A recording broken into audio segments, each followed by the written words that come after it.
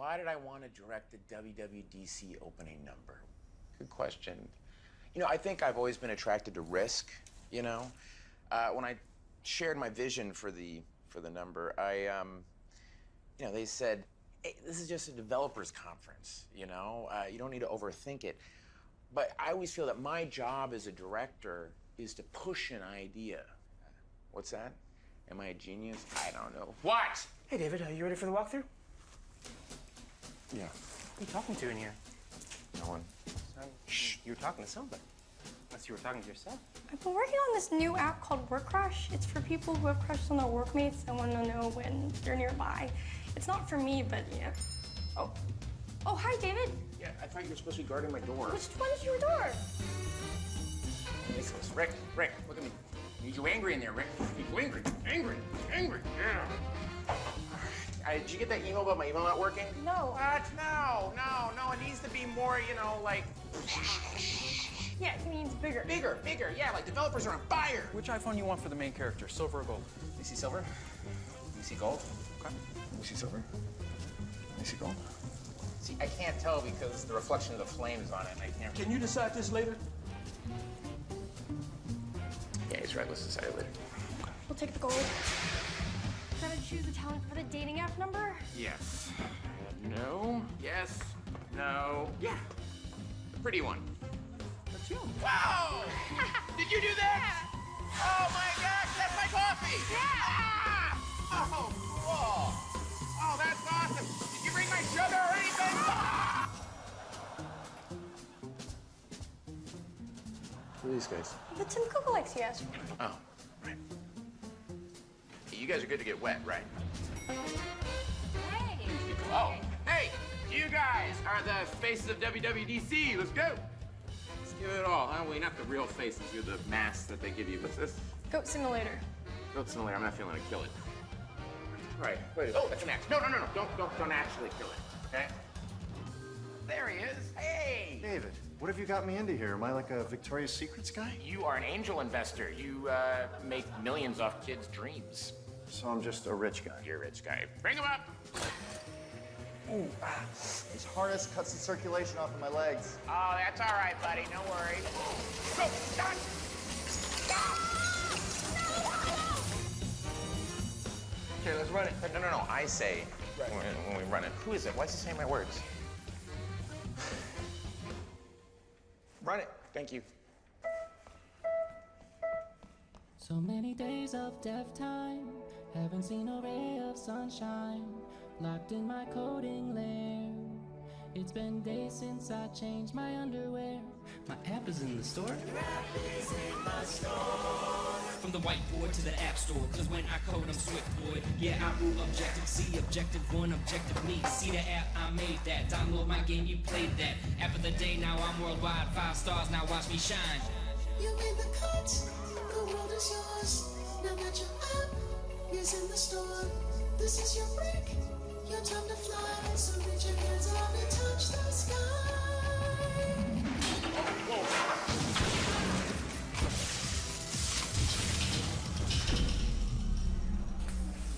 What happened? The generator's blown. Damn it. Okay, at least get a work light. Rebooting. How long until we're up and running? I don't know, maybe 24 hours? Well, what am I supposed to do with this? Guys, we go live tomorrow. That's just a bottle of water and a laptop. I don't know. I think it's kind of pretty.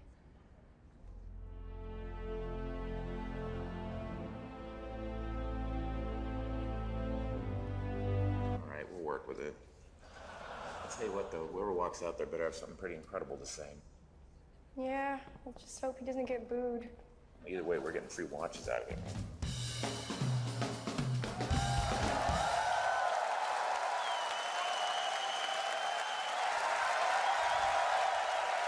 Good morning. Good morning. Good morning. Good morning. Good morning. Thanks for joining us, and welcome to San Francisco. Welcome to WWDC 2015. Although we may not have any Thank you. High-flying trapeze acts, we do have a lot of great things to talk about this morning. This developer conference continues to be the epicenter of change for not only Apple, but the industry. This is our 26th WWDC. We have attendees today from over 70 countries, and 80% are here for the very first time.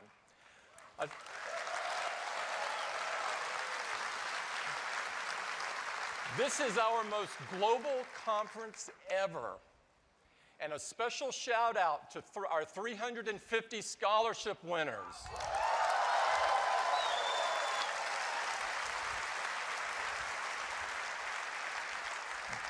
These guys are unbelievable. I spent some time with them yesterday.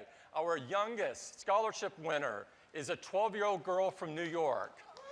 She is going to have a fantastic future ahead. We've got over 100 sessions planned for you and over 150 labs so that you can get your hands on our latest technologies. And we've got over 1,000 Apple engineers to answer just about any question that you might have. Now, we had a lot more people that would have liked to have been here this morning, but unfortunately, we just can't fit any more in, as you can tell. And so for the first time, we're not only live streaming the keynote, but we're live streaming 30 sessions of the conference as well.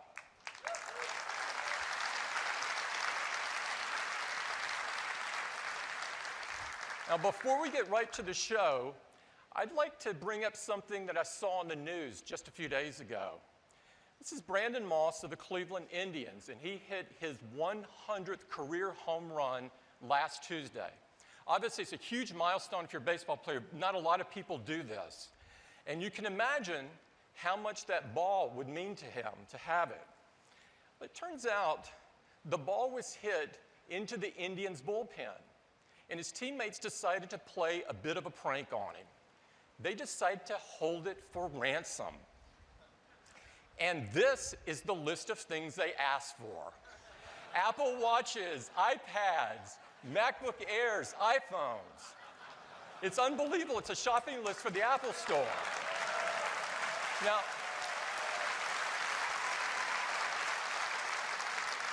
Brandon would have had to raid an Apple Store to get that ball back. That didn't seem quite right to us.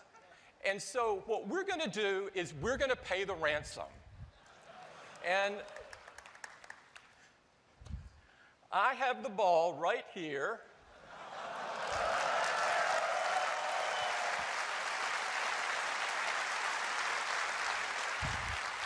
We're giving the ball to Brandon, and we're going to give everything his teammates asked for to them so everybody's happy. So congratulations, Brandon, on 100 home runs, and good luck on the next 100.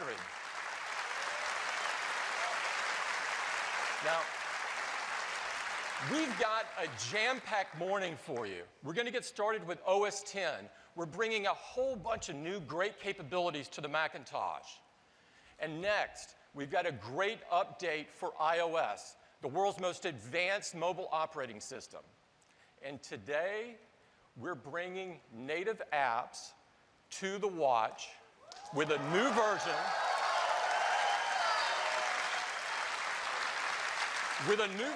of the watchOS, which gives the developers even more time to create even greater apps for the watch that will change the world. Now, all three of these ecosystems together provide incredible opportunities for developers and unbelievable possibilities for users. So we're very excited about this. There's a lot here, and so I'm going to dispense with my normal updates other than to tell you everything's going great. And I'd like to bring out my friend and colleague, Craig Federighi, to take you through OS X and iOS. Craig. Thank you, Ken. Good morning. Wow. Hey, fantastic to be with you here at WWDC. The team has been doing some amazing work this year, and I'm thrilled to be able to share it with you today. We're going to start with OS X. Now, our current release, Yosemite, is a big, bold, beautiful release with a gorgeous new UI and breakthrough features like continuity that let you work across your devices like never before. Now, the adoption rate for Yosemite is just incredible. In fact, over 55% of active Mac users are running our latest update, and this is just unprecedented in the history of our industry. In fact, Yosemite has the fastest adoption rate for any PC operating system ever. So thank you.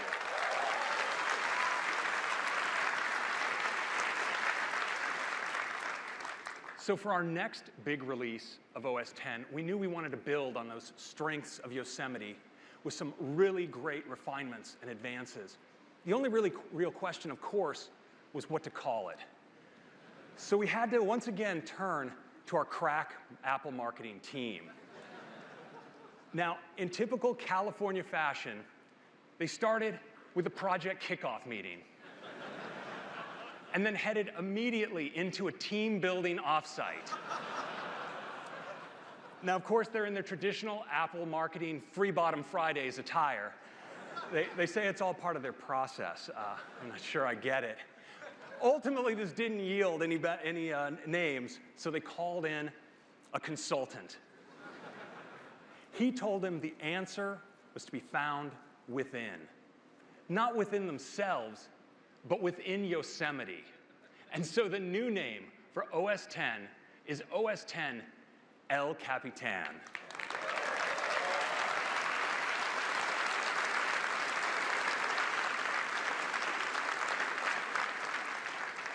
For El Capitan, we focused in two major areas: experience and performance. For experience, we've made Spotlight more expressive, more powerful, and more knowledgeable than ever. We've made big enhancements to the apps you use most, and we've made some real great advancements in the area of how you manage Windows on the system. But rather than just talk about it, I'd like to show it to you. So let's start with a demo right now.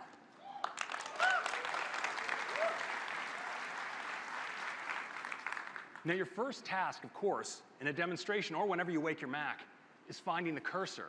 And El Capitan makes this easier than ever. I just do that little shake we all normally do. And there it is. It comes right out to greet you. It's really handy.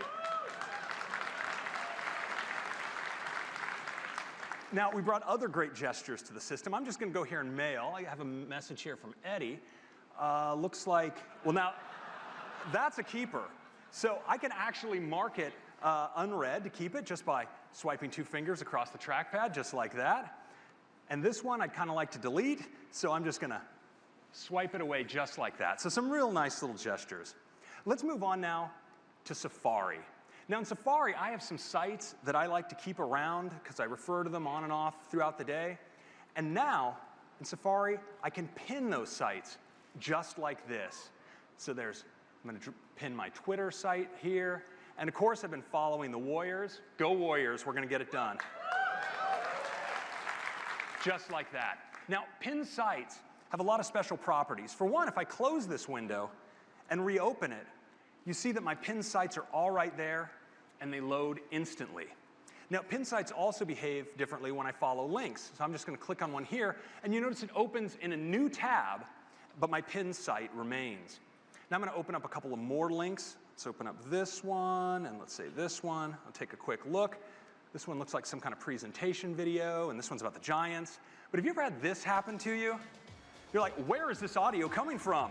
Well, now, with just a tap, you can mute it or find out where it came from and shut it down, just like that.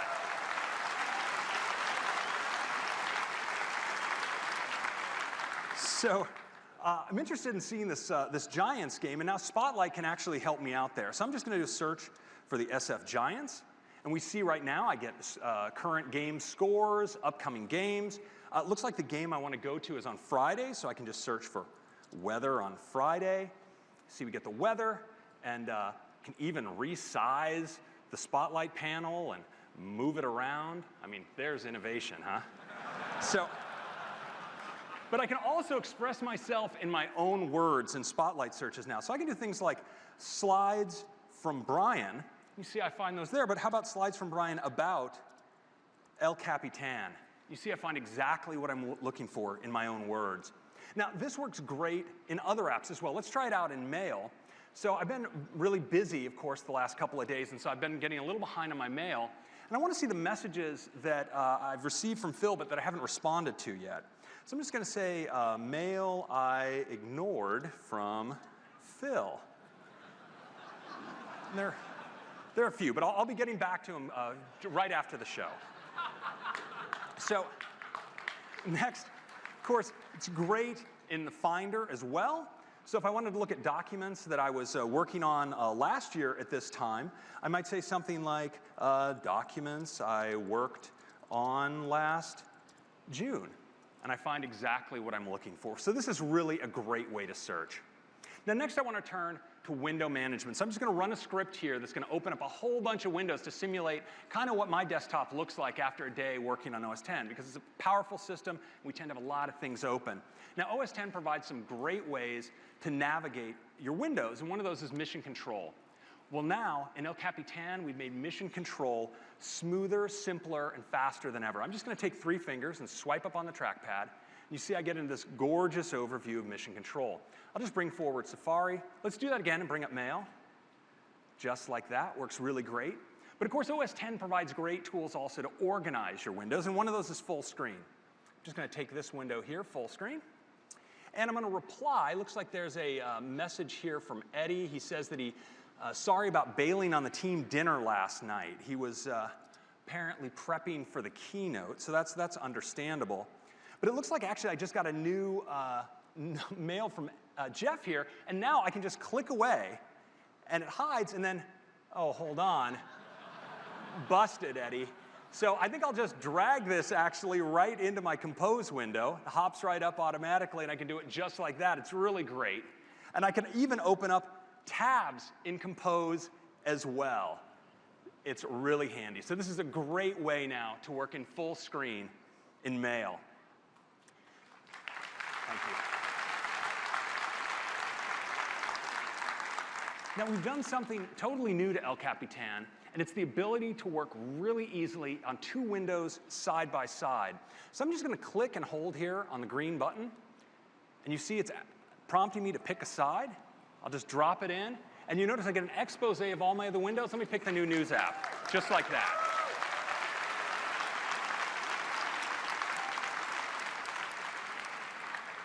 Of course, I can resize this window to style it just the way I want. How about that blur? Again, innovation. So, great way to work.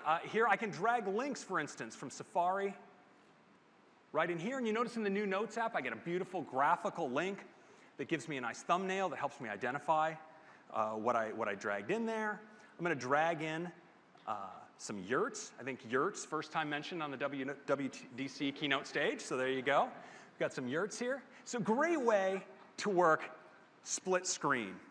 But we've also provided a really easy way to move windows into their own desktops. So let me just take this window here. I'm just going to drag it up past the top of the screen and drop it in just like that. So easy. But I can also do this to take a window full screen. So let's take Photos, just drop it in right here. I took it full screen. And now check this out. I'm going to take Messages, drop it on Photos, and create a split view, just like that. Totally awesome. And that is a quick look at some improvements to the experience in El Capitan.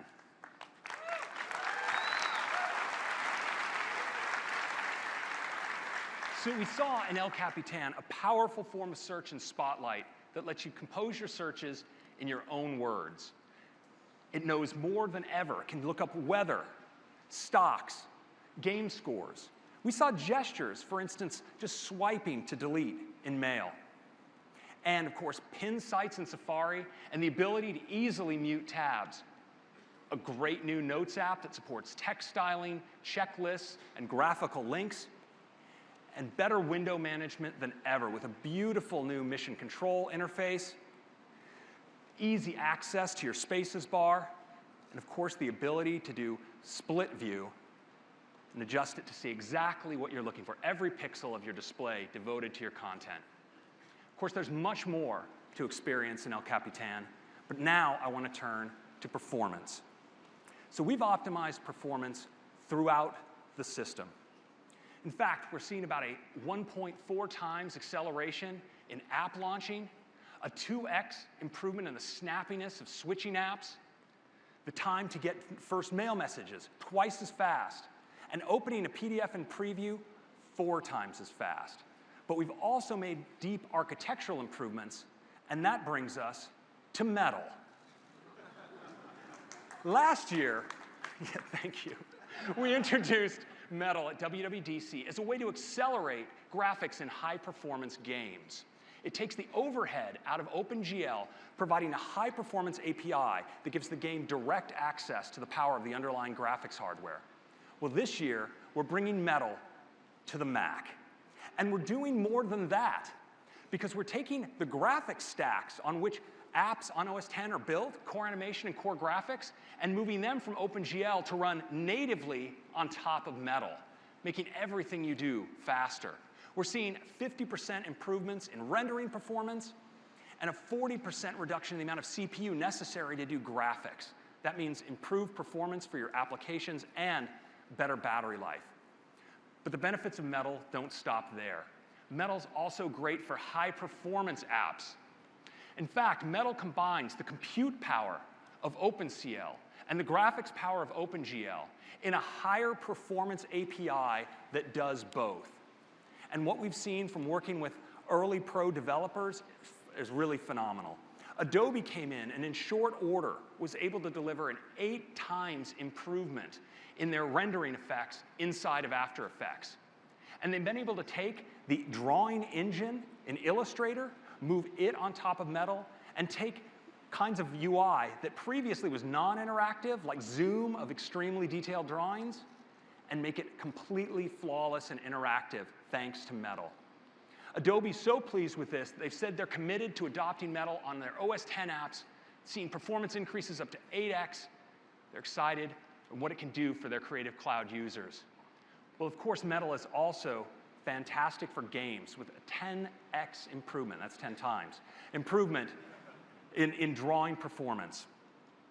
And so we brought in Epic to see what they could do in short order, and the results are really phenomenal. I'd like to welcome to the stage Josh Adams and Billy Bramer for a quick demo. Thank you, Fred. And thank you very much for having us here today. So last year, Metal revolutionized graphics on iOS. And now, Apple's amazed us again by bringing Metal to the Mac. Of course, this is great news for games, but also for the tools that we use to make those games. Here, you're seeing Epic's upcoming multiplayer title, Fortnite, running entirely on Metal. We're modifying it directly within the Unreal Engine, a development tool that powers many of today's best games. There's quite a bit going on in this scene, though, so let's break it down. First, there are 64 different layers of rendering effects, and that's a lot. They're all combining together, though, to produce what you see on the scene today. If we go into a simple wireframe mode, you can see the thousands of building blocks that make up this world. We can start to add in layers, flat shading, detailed lighting, runtime shadows, and finally, we combine them all together to bring Fortnite's fun and lighthearted aesthetic to life. The interesting thing here, though, is that all of the effects you're seeing are being done completely in real time. Notice how the shadows and objects interact nicely as Josh moves the car around. Finally, we can change the time of day on the fly, dramatically altering the mood of the entire scene. All of this is thanks to the efficiency of Metal. In fact, we're seeing a 70% reduction in CPU use compared to OpenGL, enabling developers like us to create richer 3D worlds. Now, speaking of those worlds, let's hop into the game, Fortnite. Now, if you've ever built a pillow fort and battled imaginary monsters with your friends, you already know how to play Fortnite. This is the end of the world scenario you've been training for since you were a kid. This beautifully stylized universe, you can destroy anything you want, gather resources, and build a fort. So let's go ahead and wreck this car, gather its metal, and continue our wanton destruction by chopping down this tree, get some wood for later. Did we mention there are purple death storms? Like this one, for instance. We should go. Now, luckily, while we were out exploring, we found a multitude of weapons. and this broom. If we can just get across the field, our friend's been busy building a fort for us to hole up in. Oh, did we mention the storms are made of monsters? We're gonna need something a bit better than this broom. Nice. And there's our friend laying down some covering fire. Hey, look out! We call that move the power chord. I got a bad feeling about this. You're gonna need a bigger fort. Let's place a trap, head inside. That looks like an enemy's broken into our fort. All right, let's use that wood we gathered earlier and fix this wall, build some stairs, meet up with our friend topside. Glad you could make it.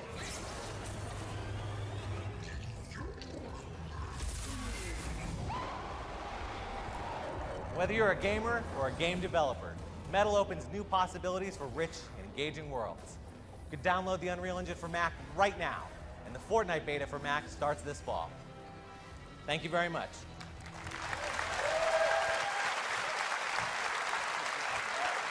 Thank you, guys. That was great. We've been totally impressed with what Epic has been able to accomplish in such a short time. And this is in part because the work they did to adopt Metal in their rendering engines for iOS immediately pays dividends on OS X. And we're seeing this with many other developers as well, who are bringing their gaming engines immediately to the Mac. And pro app makers are seeing the benefits of Metal as well. People like The Foundry and Autodesk. I think we're going to see pro users, gamers, and all of us benefiting from the performance advantages of Metal. So that is El Capitan, improvements to experience and performance. Now, El Capitan is available to all of you developers today.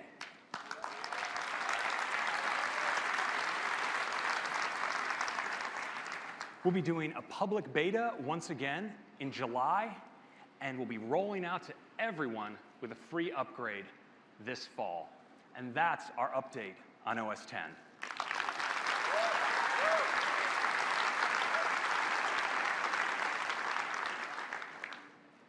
Next, you guessed it, iOS.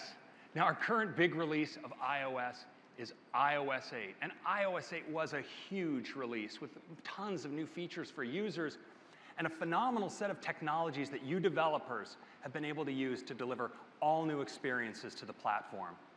The upgrade rate for iOS has been fantastic. We have 83% of active iPhone users currently running the latest OS. And this is really important because it means not only are they getting the most recent features, but they're also up to date on all the security fixes, and you're able to know as a developer that you can target all the users with the latest and greatest APIs. And this is a benefit that actually remains really unique to iOS. Well, so as we look forward,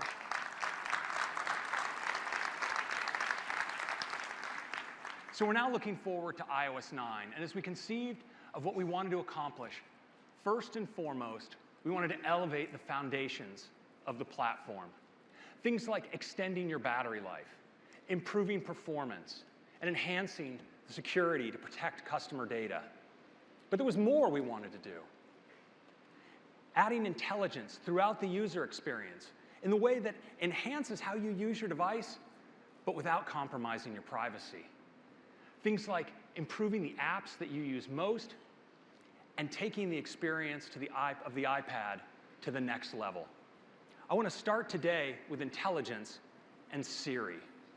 Now, Siri has quietly become incredibly popular. It serves over 1 billion requests per week. And this is in part because Siri has gotten so great at understanding what we're saying. In just the last year, it's seen a 40% reduction in word error rate, down to 5%. That's an industry-leading number. And Siri's 40% faster than ever at responding to what we say. Now, for iOS 9, Siri has a beautiful new UI and is capable of doing so much more.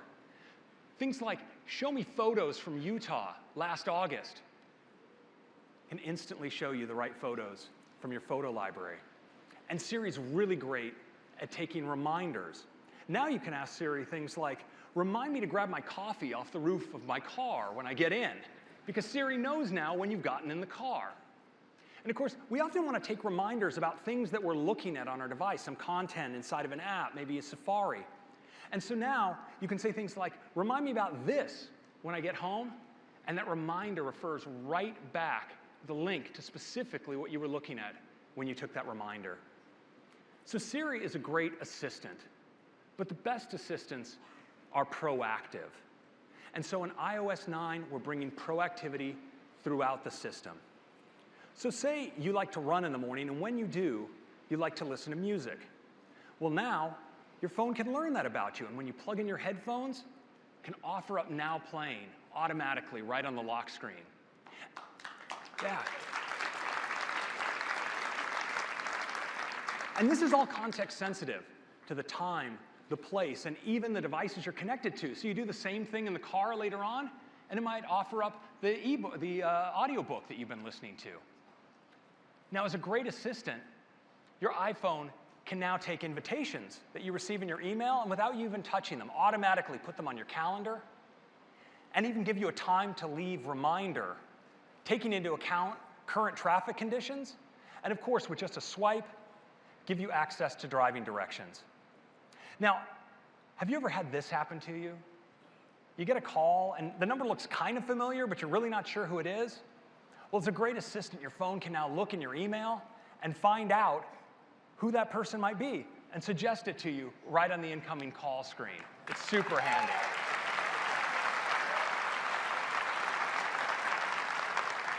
Now, this kind of proactivity is also great when it comes to search. So now when you swipe to the left of the home screen to get to search, you see that Siri offers great suggestions. Things like the people that you might want to contact now based on your upcoming meetings and your communication patterns, the apps that you might want to launch based, for instance, on what you just downloaded from the App Store and haven't yet tried out, or apps that you tend to use this time of day. And also, easy one-tap links to locations that are relevant nearby, and even breaking news. And when it comes to search, we also know more than ever before. So for instance, you can search for sports scores.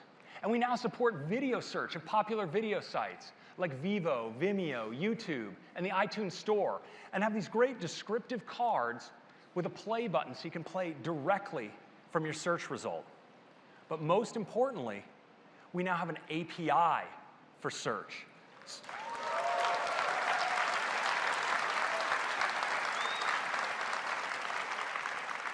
So now when a user performs a search, we can find content behind the apps they have installed on the device and pull those up in results.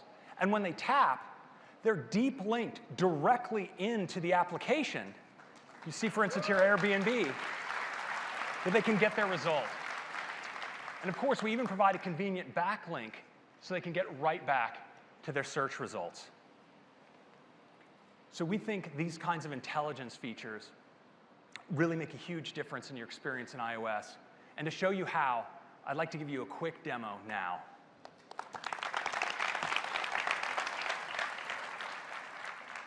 So I want to take you through a day in the life with iOS 9.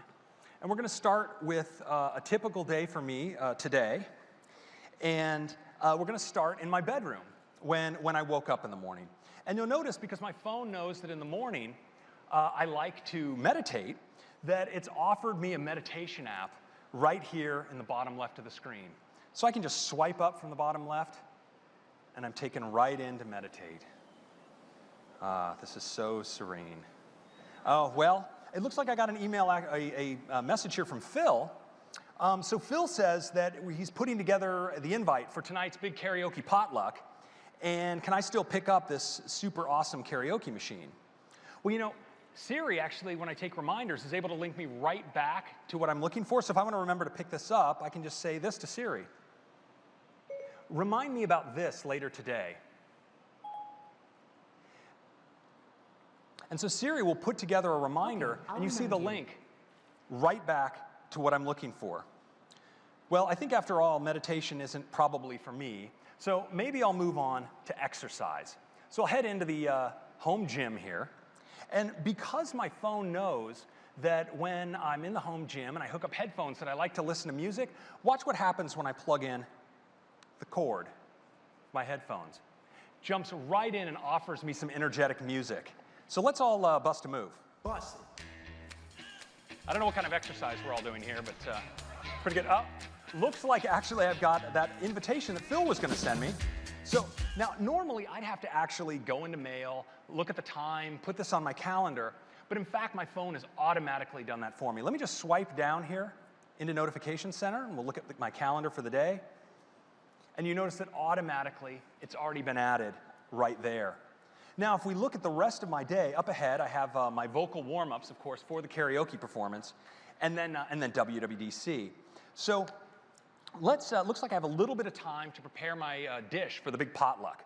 So I'm going to head into the kitchen now, and let's just swipe in. Now, when I'm looking for recipes, for instance, I like to go into search. So let's just swipe over into search, and we see that Siri actually has already, before I've typed a character, made suggestions for me for people I could contact, for instance, like Trent Reznor, my vocal coach. So I can just tap, and here I can call Trent up, and he can help me tap into my inner pain and rage that allows me to fuel my vocal performances.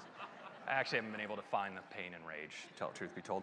But also, we have all these great apps I can run, and locations nearby. For instance, because it's morning, you see coffee and tea and breakfast places are suggested, as well as news. But in this case, I actually want to do a search. So I have some potatoes I think I could make use of in this recipe. So let's just search for potato. And here you notice I'm getting search results right from Yummly.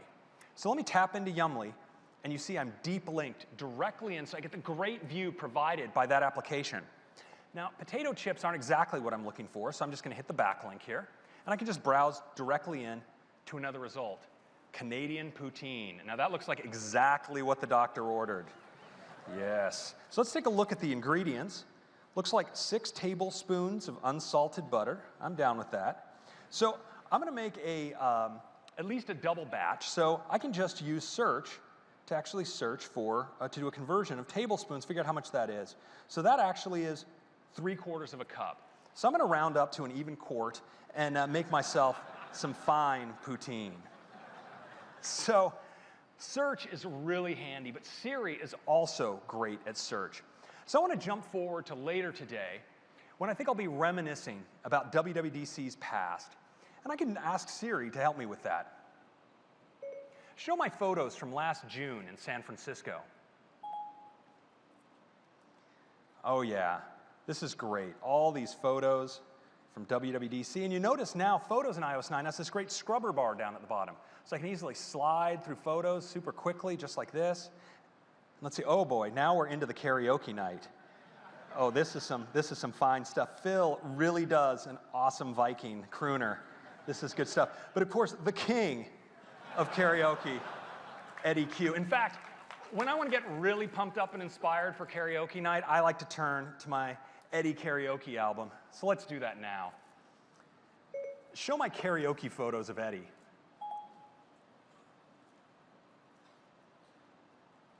Oh, that is the master at work. Hitting all, I love this hat. This is totally dope.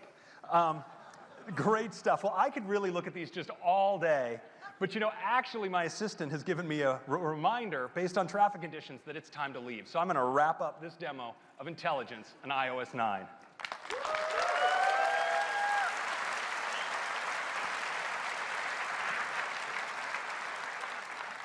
So you've seen how we've been able to bring intelligence throughout the experience in iOS 9, but we do it in a way that does not compromise your privacy. We don't mine your email, your photos, or your contacts in the cloud to learn things about you. We honestly just don't want to know. All of this is done on device, and it stays on device, under your control.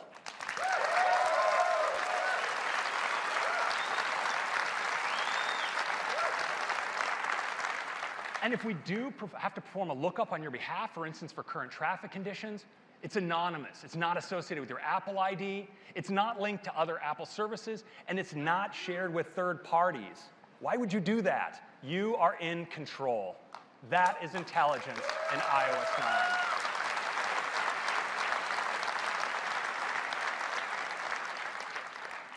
Next, let's turn to Apple Pay. And to take you through it, I'd like to bring to the stage our Vice President of our Apple Pay business, Jennifer Bailey. Jennifer. Thanks, Craig. It's great to be here. We have been hard at work on our goal of replacing the wallet, and we've got some exciting updates for you today. I hope you've all tried Apple Pay with our super easy, secure, and private way to pay. Last year, we started with credit and debit cards, and we now have over 2,500 banks supporting Apple Pay. And this fall, Discover will bring Apple Pay to the more than 50 million card members.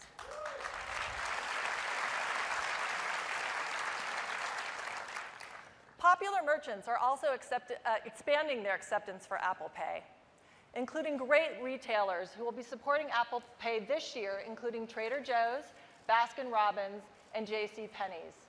These incredible brands join a great list of the biggest and best merchants supporting Apple Pay since our launch in October. And for you basketball fans, if you're lucky enough to have finals tickets, you'll be able to pay for all your team logo wear at both arenas using Apple Pay.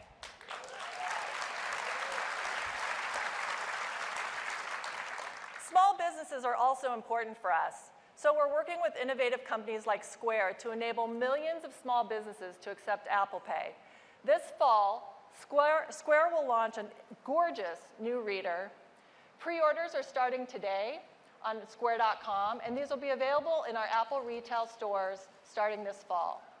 With fantastic support of merchants, both large and small, we will surpass 1 million locations accepting Apple Pay next month.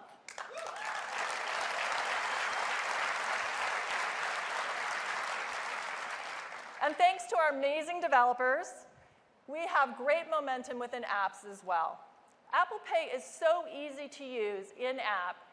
Our developers are telling us they're seeing more than 2 times increase in checkout rates. And we're adding new apps with Apple Pay to the App Store every day. Here are some of the latest, representing a great range of categories, from Delta in travel to Etsy, the leading crafts marketplace. These apps join an incredible group that are redefining new and simpler ways to pay. We're also excited to be working with Pinterest. Later this month, Pinterest will launch Buyable Pins, where you'll be able to buy items from thousands of stores, including Neiman Marcus and Macy's, right from within the Pinterest app, using Apple Pay, and only on iOS.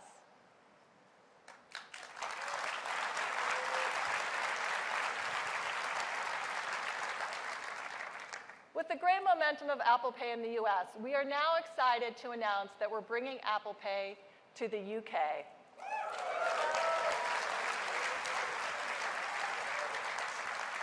And it's coming next month. We will launch with 8 of the most popular banks, with more coming this fall. With this great lineup of banks, we will support more than 70% of the credit and debit cards in the UK. Great merchants are also lining up to support Apple Pay, like Boots, Costa Coffee, and iconic British brands like Marks & Spencer and Waitrose. We will have over 250,000 locations supporting Apple Pay in the UK. That's more than we started with in the US at our initial launch. We are also thrilled that our customers will be able to commute and pay for their fares on the London transportation system with Apple Pay.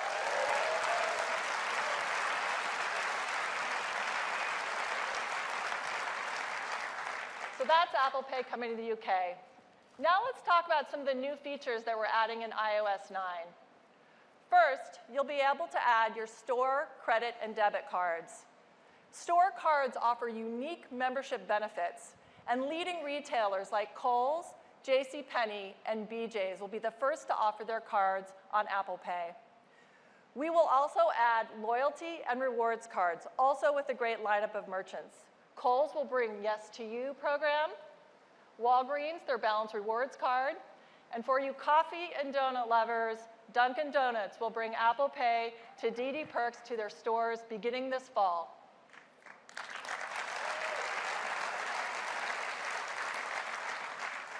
And Apple Pay automatically presents the right card, so you'll never miss a reward. With the expansion of Apple Pay and the new types of cards, we've decided it's time to rename Passbook to Wallet.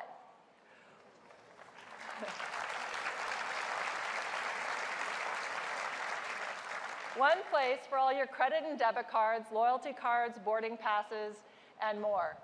We told you last year that our ultimate goal was to replace the wallet, and we are well on our way to doing just that.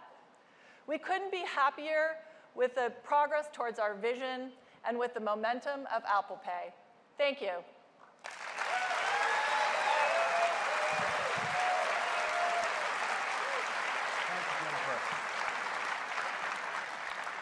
So that's Apple Pay.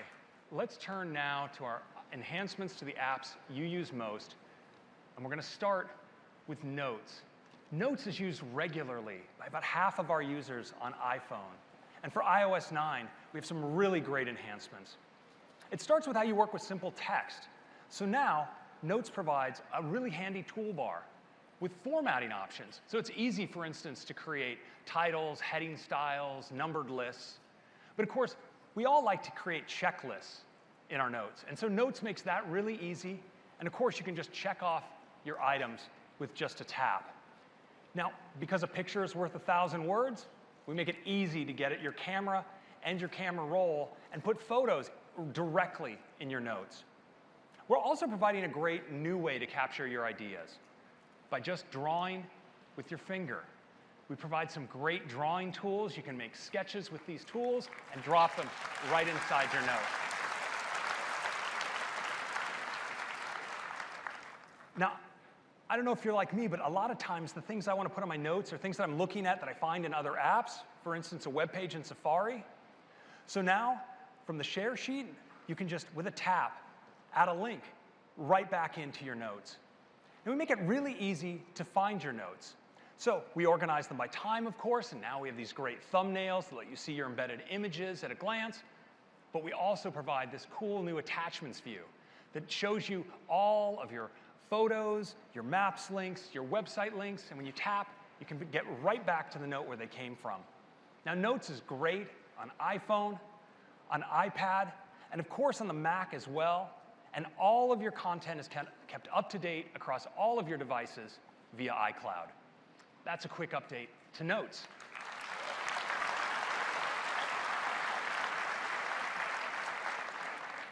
Next, let's turn to Maps. We've continued to invest heavily in Maps, and the improvements are really awesome. We're seeing 5 billion user requests per week. Usage on iOS is 3.5 times higher than for the next leading mapping app. Now, Maps, of course, historically have been focused on drivers. They emphasize things like freeways and roads. But we know for a lot of our iOS users, they're mostly focused on public transit. And so now we've created a great map just for them.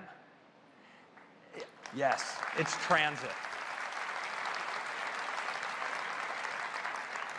With transit, we provide a map that emphasizes all of the different transit lines, buses and trains, subway stations, and so forth.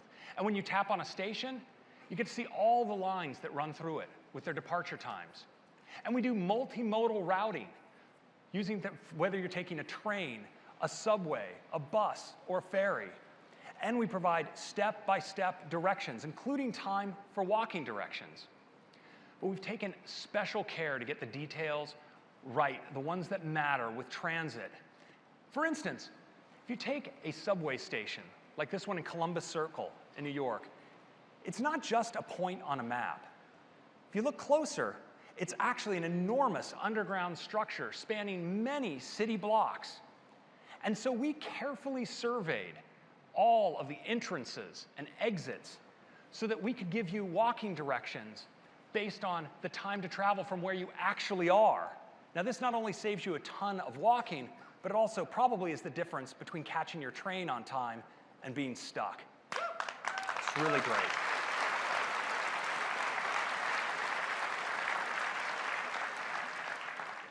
Now, we've taught Siri all about transit, so it's effortless to ask Siri for directions.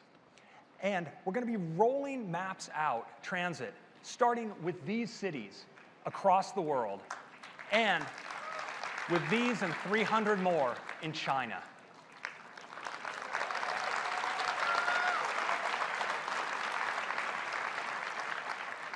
Now, when it comes to searching in maps, we're now letting you find locations by type nearby with just a tap.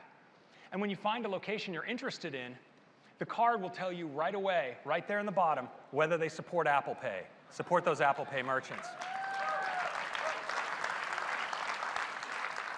Maps is great on iPhone and iPad, and of course, the Mac as well. And that is Maps.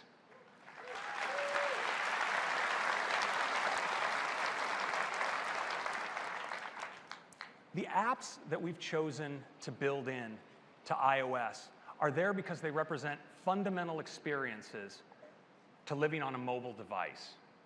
And there's been one that we've been wanting to do for years, something that so many of us find ourselves wanting to do every day on our device. And so today, I'm pleased to announce that we're introducing a new application, and it's called News. News is beautiful content from the world's greatest sources, personalized for you. Now, here's an article in News. It's absolutely stunning. Now, publishers can easily create beautiful content using gorgeous imagery, custom layout, and rich typography. But News is also interactive. And so to give you a look at News in action, I'd like to invite to the stage our Vice President of Application Product Management, Susan Prescott. Susan.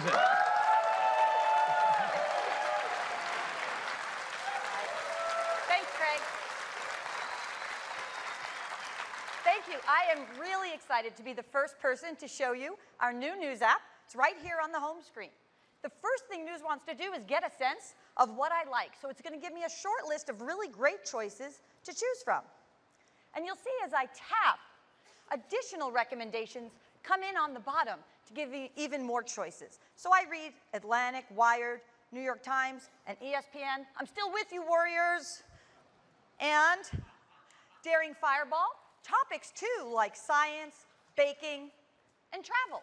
I could keep going, but I think that's a great start. So I'll tap Done. News creates a personalized feed called For You. It's based on the choices I just made, and it's all my news in one place. You can see it looks great. It's easy to scan, and it updates every time I check news. The articles can come from anywhere, but the best ones are built in our new Apple News format. Like this Wired article featuring Rashida Jones, awesome in Parks and Rec and The Office. Look at the rich typography, beautiful images, and my favorite part are the really fun animations. It's fast and fluid. We think this offers the best mobile reading experience ever.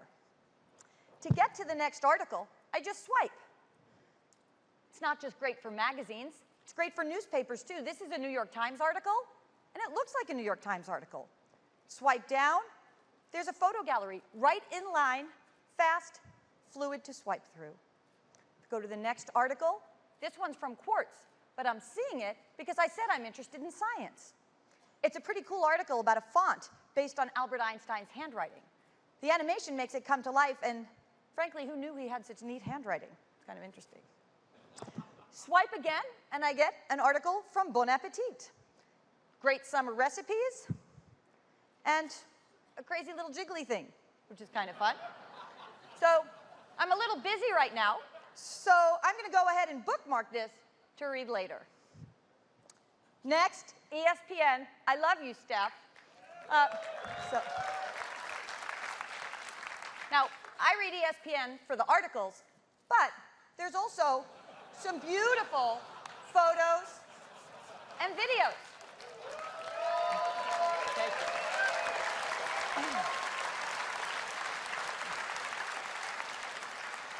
Some photos and videos built in. Not so much last night. Let's see if Steph can make this one. Pretty good shooter when I was a kid. Swish! All right. He's going to be there for us next game. In addition, data and stats are part of what's fun about sports, so of course rich infographics can be part of it. I'm going to swipe back to For You. Now, news is smart, so the more I read, the better it gets at showing me stories I'm interested in. But what if I want to discover something new? Well, I can tap here in the bottom on Explore. And Explore, based on what I've read, will show me new publisher channels I might be interested in and suggested topics. Well, I love technology. I'm going to go ahead and follow that.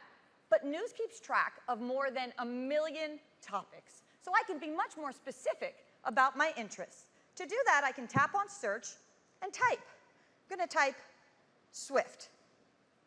And I get a number of hits, everything from Taylor Swift to what I was looking for, Apple's new programming language. So it's a beautiful feed, and what's really cool about this is there are powerful machine learning algorithms that analyze the contents of the articles to figure out which stories belong in which article. This looks like just what I was hoping for. I'm going to go ahead and add Swift to my favorites. So let's take a look at favorites. I'll tap down here. Favorites is where I can see everything I'm following, including Swift, which I just added. It's a great place to go if I want to dig into a particular topic or if I want to read a newspaper or a magazine. Let's say today I want to read Wired. You can tell I'm in the Wired channel. You see the Wired logo at the top and the Wired channel starting with top stories. I can swipe through and see a collection of all the print and web stories built in Apple News format, and it looks terrific. I'm going to look at one more story. This is about the first civilian artist in space. Cool concept and really cool. Want to show you this. We've taken photo galleries to the next level with something we call photo mosaics. Look how beautiful it looks on the page. Stunning. And, as you'd expect, I just tap to zoom in on the photos. It looks great. We think there's never been a more beautiful magazine reading experience, a mobile reading experience in general, and this is just one of many channels with beautiful stories built in Apple News format. That is a really quick look at news. We can't wait to get it in your hands. Thank you very much.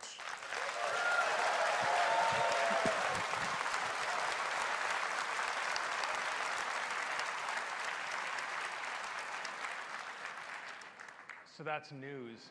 Stunning content, personalized for you, fantastic on iPad and on iPhone as well. And of course, unlike just about any other news aggregation service we're aware of on the planet, news is designed from the ground up with your privacy in mind. Now, we've worked with the leading publishers, like the New York Times, who'll be delivering 30 free articles daily to news users, and ESPN, who'll be bringing the depth and range of their phenomenal sports reporting, and Condé Nast, who are bringing content from 17 of their magazines like Vanity Fair, Vogue, GQ, Wired, and Bon Appetit. And they'll be joined by many, many others, read by millions of users daily. But now, news isn't just for the media titans. Great content comes from all kinds of sources, and we want them all in news. So whether it's a local newspaper, a blog, or a special interest publication, they'll all be here. We'll be rolling out news starting in the United States, the UK, and Australia. We think you're really going to like it.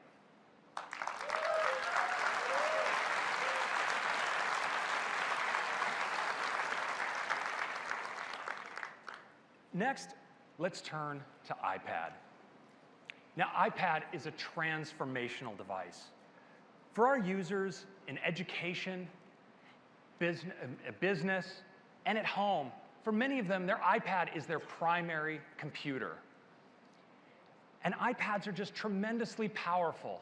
And so in iOS 9, we're elevating the iPad experience to a whole new level.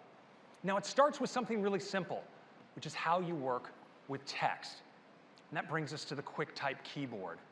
Now, in iOS 8, we introduced the suggestion bar that makes it quicker than ever to type and enter what you're trying to get in. But now, in iOS 9, we've added shortcuts to that bar. So with just a tap, you can cut, copy, paste, format your text, access your attachments. It's really handy. But you know, what makes a multi-touch keyboard so special is that it can be anything you want. It can transform. And so now, when you want to move the cursor or make a selection, you can now just put 2 fingers down on the keyboard, and it becomes a trackpad instantly.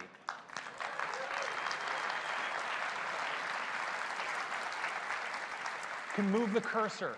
You can make selections. Of course, you can use the shortcut bar to cut, drag to a new place, and paste, editing more quickly than ever before and without your fingers ever leaving the home row. It's really great.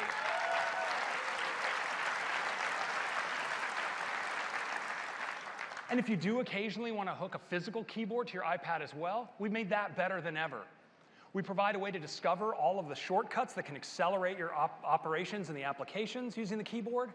And we provided shortcuts for app switching. This might look familiar to some of you, as well as to searching in Spotlight. So that's QuickType. But now I want to turn to the big one, and that's multitasking.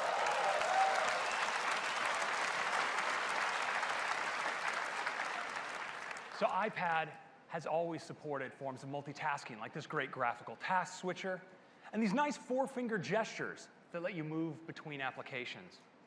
But for iOS 9, we're taking it to a whole new place, and I'd like to show that to you now.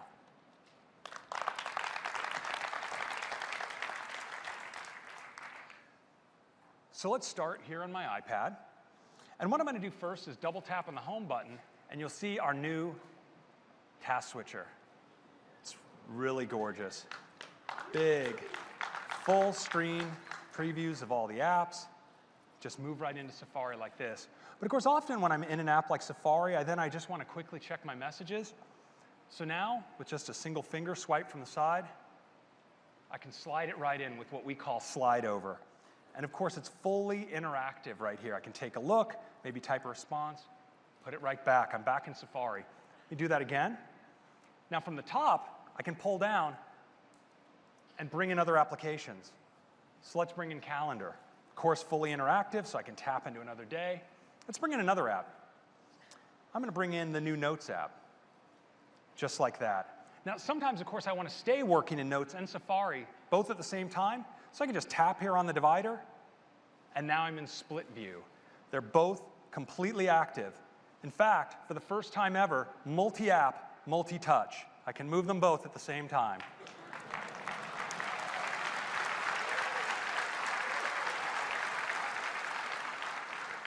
Now, Notes is actually pinned to the side now, so I want to show you what happens when I switch apps. I'm just going to move over here to Photos, and you notice now I have Photos with Notes on the side. This is really great if I'm taking notes while working across a bunch of different experiences. And of course, those 4-finger gestures continue to work great, so I can just swipe my way right back into Safari like that. I can follow links, of course, for my notes. So let me just tap on this link, and you see Safari loads it right here on the side. Now I can adjust this split, so let me just move that over to a nice 50-50 view with Notes and Safari. And I can tap on links to other apps. So let's follow a link into Maps. See, Maps I really want location accuracy. Thank you, very helpful. So slides right in and shows me the location. I can follow another link, and you see Maps adjusts. I'm able to just stay focused right here in these 2 apps side by side. And let's say I want to now work on Notes full screen. I can just pull right across like that, and I'm in full screen Notes. Now, this gives me a great opportunity to show you what's new with the QuickType keyboard. So I have a to-do list I'm building here, and I'm just going to add an item here to buy a new ice chest. There we go. But you know, on second thought, I think I should probably borrow one. So I'm just going to take 2 fingers down on the keyboard and just swipe over here. I can reposition the cursor like that, tap and make a selection, extend the selection, and type borrow. It's really easy. I can make bigger moves too. I go to the top here, maybe select the whole sentence, drag down, maybe do a checklist like this, and check them off, just like that. Super cool.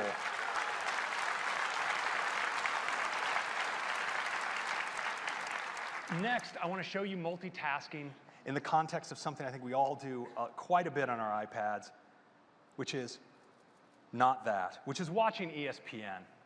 So let's bring up a video. I'm going to play right here.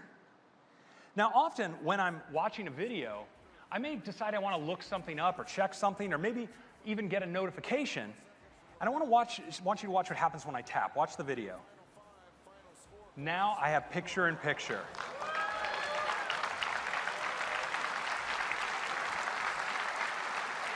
So I can still listen. I can watch my video. I can, of course, resize the pip if I want, like this. I can move it around the screen so it's out of the way of what I'm working on. I can even move it off the side. Sometimes I just want to listen for a while I work. And of course, it stays with me wherever I go. I can pull it back, and then when I'm done, just tap to put it away. And that is multitasking in iOS 9.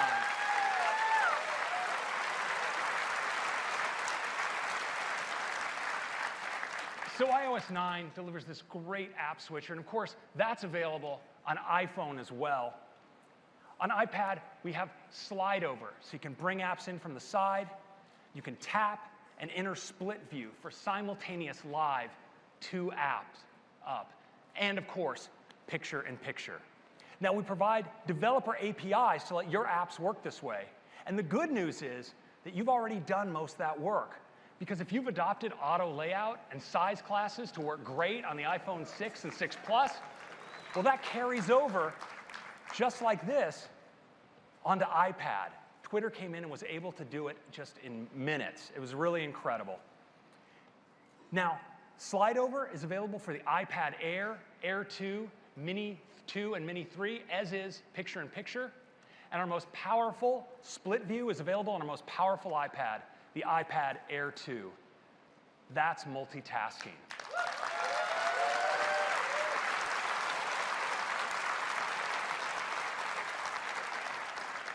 So we've seen some great end-user features, but of course we've also focused on the foundations. In performance, as you saw earlier on El Capitan with OS X, we've taken the core frameworks that we use for drawing on the system, core animation and core graphics, and we put them on top of Metal. We're seeing great acceleration, 1.6 times improvements in animations and scrolling, and a 50% reduction in CPU usage for drawing. It's really great. Now with battery life, we focused on real-world use cases and optimized them. And we're seeing an addition of 1 hour of typical use on a full charge on iPhone.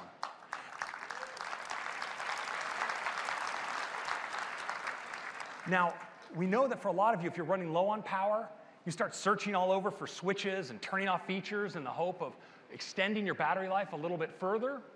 Well, now, in iOS 9, we give you a single switch to enter what we call low power mode. And it pulls levers that you didn't even know existed and is able to extend battery life for an additional 3 hours of typical use on top of that additional hour. It's really great.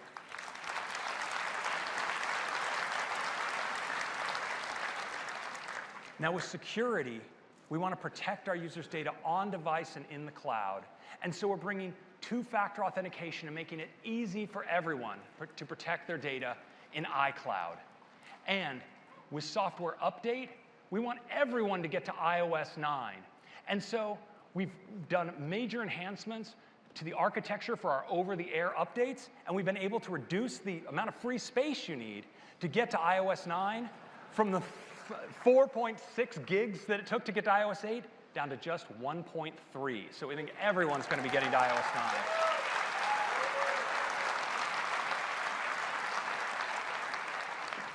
So iOS 9, intelligence throughout the system, Apple Pay, enhancements to really popular apps like Notes and Maps, an all-new News app, and incredible features now for iPad with multitasking and QuickType, and of course, enhancements to the foundations. Now, iOS 9 is a great release for our users, but once again, it's a fantastic release for all of you developers. Bringing a ton of new features. You saw search extensibility. We're adding UI testing to Xcode.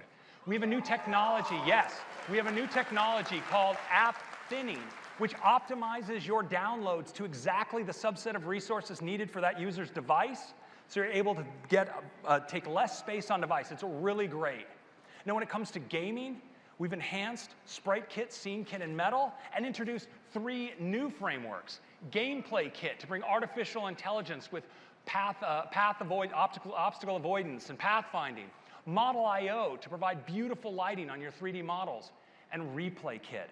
It lets you enhance your applications to let users record their gameplay as video and share it. It's really great.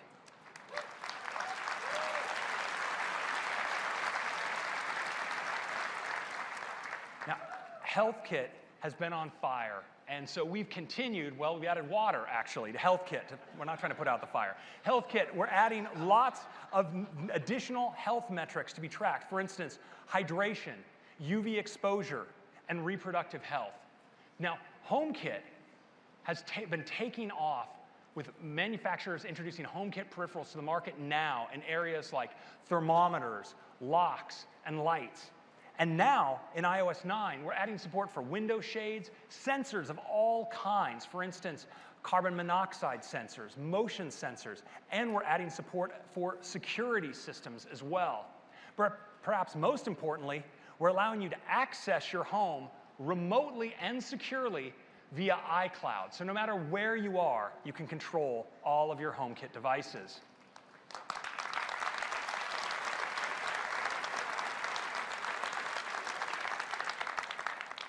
Next, CarPlay.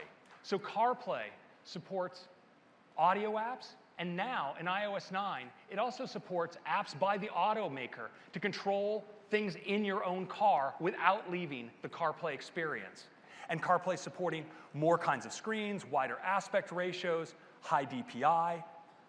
But most significantly with CarPlay, we're pulling the cord. In future cars, you'll be able to get in your car without taking your phone out of your bag or out of your pocket and start experiencing CarPlay effortlessly. It's going to be really great.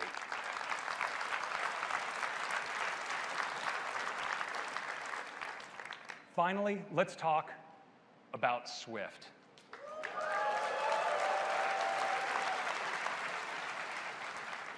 You all know that the growth that Swift has been experiencing is just unprecedented, and we've all seen it with the flood of applications coming into the App Store.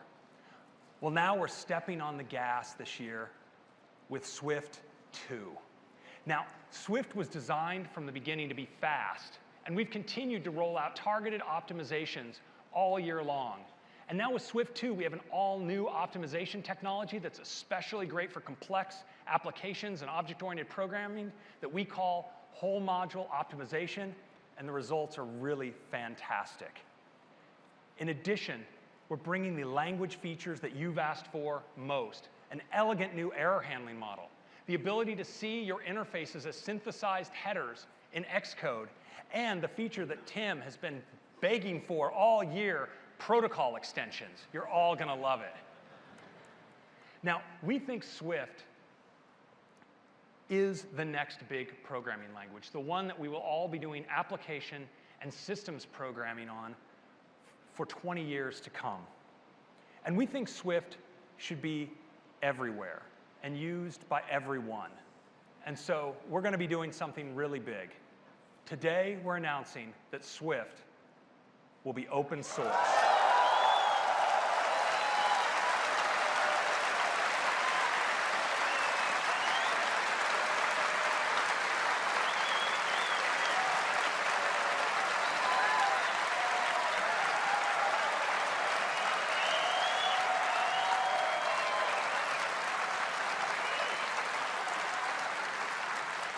We will be rolling out the compiler and the standard libraries for iOS, OS X, and Linux.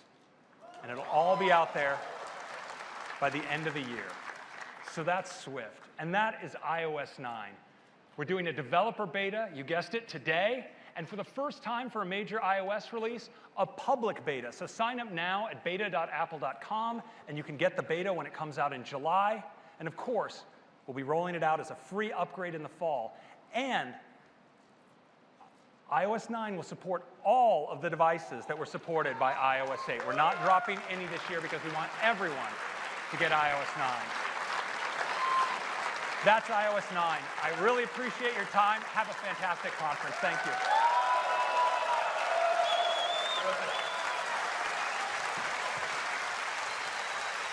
Thanks, Craig. iOS just keeps getting better and better for many hundreds of millions of users. And iOS 9 takes it to an even greater level with incredible new apps and intelligence built right into iOS. And as an avid iPad user, I'm also incredibly excited about how far it extends the iPad experience as we continue to lead in the post-PC era. And with El Capitan, we've created a new version of OS X that dramatically improves the experience and the user experience and the performance of the Macintosh. And of course, Swift. You've just heard. Swift provides a single language for you to create apps for both OS X and iOS.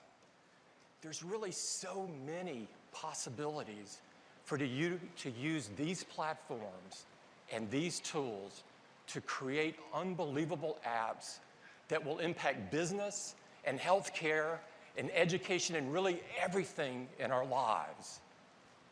There's seemingly no limit to what you can do. And of course, underpinning this, the App Store is very key. It's hard to believe that the App Store was launched only 7 years ago. It's hard to remember a day without it. Now, I'm happy to announce that the App Store recently passed a major milestone. The App Store has passed 100 billion apps downloaded.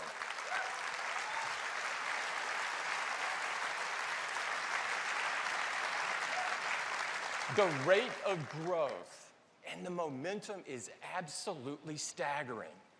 The industry has never seen anything like this before.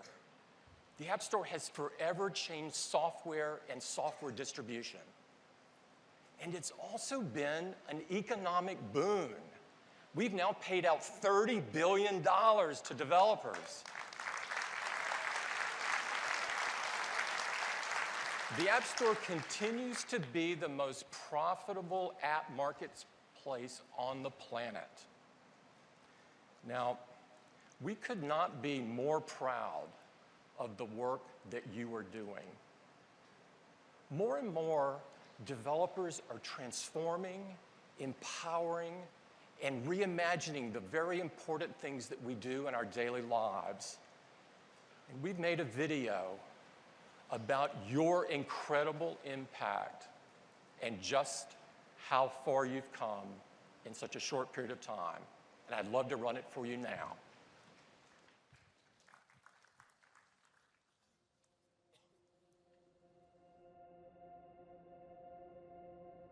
Eight years ago, when the iPhone was launched, it didn't have an app store. And there was tremendous desire on the part of developers and customers for Apple to let third-party applications be created. We all had this dream that apps were going to become really important, but it took some time to realize how they would affect everything that we care about.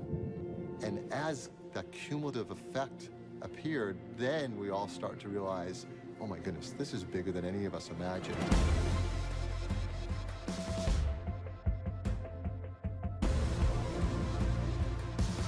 Apps plus handheld devices, I think that's a watershed moment in civilization. I put it up there with the invention of the microscope and the telescope. Here we live in a time where the most powerful tools ever imagined to investigate and probe our world are in the hand of essentially everyone. If you think the Industrial Revolution was transformational, the App Store is way bigger. I don't think we've seen anything reach a mass adoption at anything close to this pace. It took, for example, electricity over 100 years to get to its first 50 million users. It took television 13 years, and the App Store got to 50 million users in only 17 months.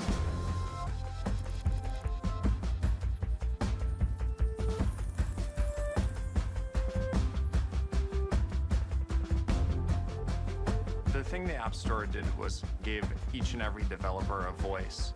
You know, it's a testament that two guys in a room working on an idea can launch an app and instantly have hundreds of millions of people very quickly. The iPhone made photography universally accessible.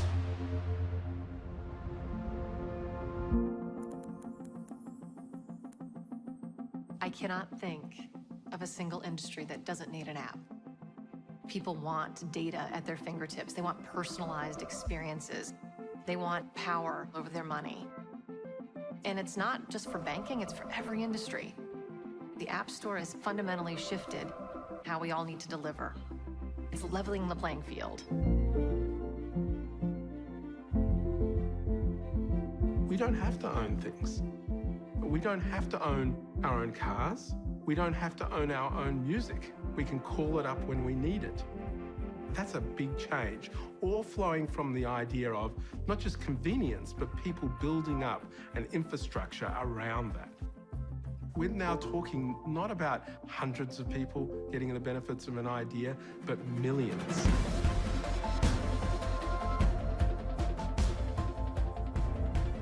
If you had told me when I was a kid that you would be able to write an idea and then film that idea and then distribute it to the world on a device that you could also put in your pocket, I would never have stopped laughing, and I would have thought you were insane. The App Store gives everyone access to incredibly powerful tools, and there's an incredible generation of filmmakers and storytellers to come.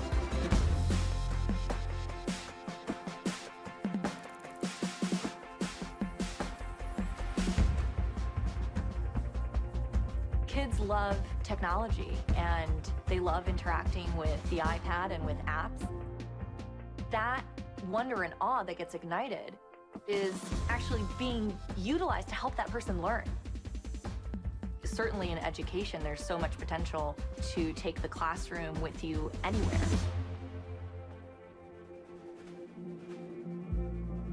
We all know we're in this magic moment. There are so many incredible apps, and they do things for people that change their lives. Music, for me, it's like everything. It's really special. This amazing feeling that music gives me, I want everyone to have that. Even the person cannot hear. So, the idea of the app is to introduce music for deaf people. I'm going to put this in your wrist, so if you play, you can feel the vibrations. Yeah. Did you feel that, Rob? It's so cool. Okay. My dream is to bring music to everyone.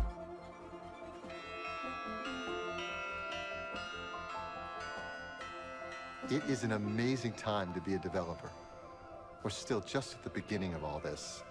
This moment where the technology of an iPhone and an iPad and the watch enable so many incredible things. There's so much that can still change and evolve due to the power of applications.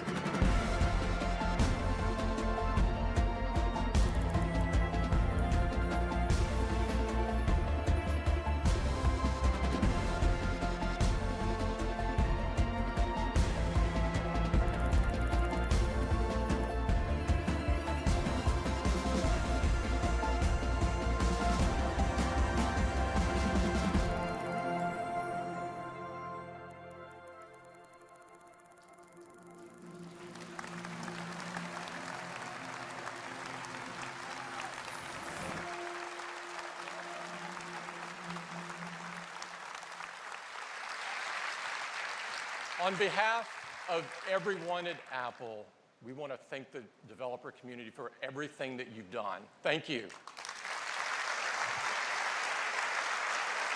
You have changed so many parts of all of our lives and transformed the world in the process. Now, we want to talk about now the next opportunity to transform the world. And that's the opportunity to bring native apps to the watch with a new version of watchOS.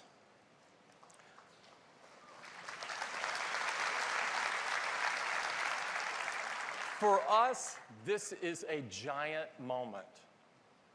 This is how we felt when we launched the App Store, opening a new platform to developers to create new applications that can really change people's lives. We really believe deeply in this space. We believe in technology designed for the wrist. And we believe by opening up the platform that you will create new and powerful uses that today we can only begin to imagine. We began making the Apple Watch available just 6 weeks ago. And it's pretty amazing that today we're already talking about the next version of the watchOS. This new version will have great new capabilities, and it will bring native apps right to your wrist. To tell you all about it, I'd like to invite up my friend and colleague, Kevin Lynch. Kevin?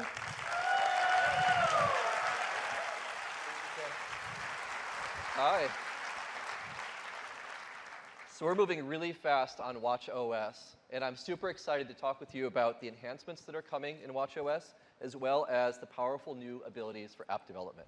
Let's start with the enhancements.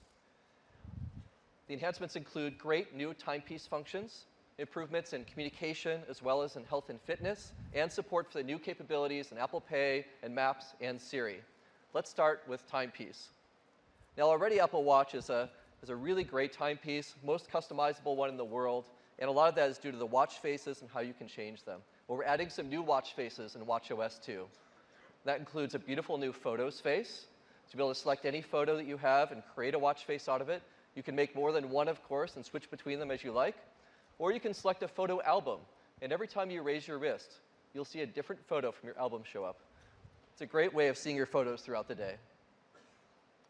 Now, we went a little further with this, and we shot some photos ourselves. So we did some time-lapse photography in some beautiful locations around the world.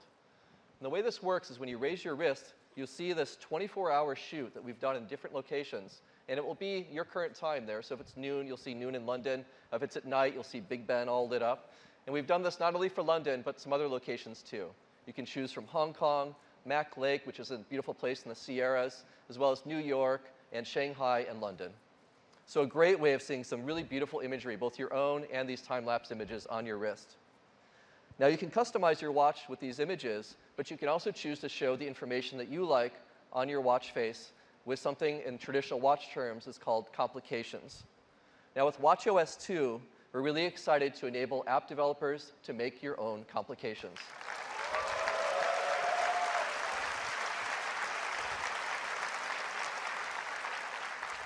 So you'll be able to do things like show your flight time from United, see the state of your home control system, look at the charge level of your electric car, or see sports scores, for example, from the MLB app. You can choose the information that you most like to see right on your watch face. It's going to be really, really cool. And this will work not only on the modular face, but across the others that support complications as well. You'll be able to choose from a variety of templates, and we'll make those look beautiful in each of the different watch faces. So it's going to be a really fast way to look at this information. Now, we went further than this. We thought it's really great to be able to see the current information. But what about future information, like the weather later today or your meeting after the current one? And what if you could go forward in time and actually see that information update on your watch face? Well, we're supporting that in watchOS 2 with something that we call time travel. And you'll be able to rotate your digital crown, and you can go both forward and backward through time, and the information will update right on your screen. Let's take a look here. So I've got my meeting in the middle there, and weather, and the charge level of a car, and time in London. When I rotate the crown, you can see it's changing the time, and it's showing me things that are coming up. Now, we know that a really popular one here might be the stocks complication, but we haven't cracked that one yet. We're working on it. You can keep rotating and keep going forward. You can get all the way to tonight. I can see I've got a date night tonight, and the weather's going to be good, and time in London will be 2 a.m. So you can see all the information that you like to see in the time that you want to look at. Really, really fun way to interact with time on your watch. That's time travel.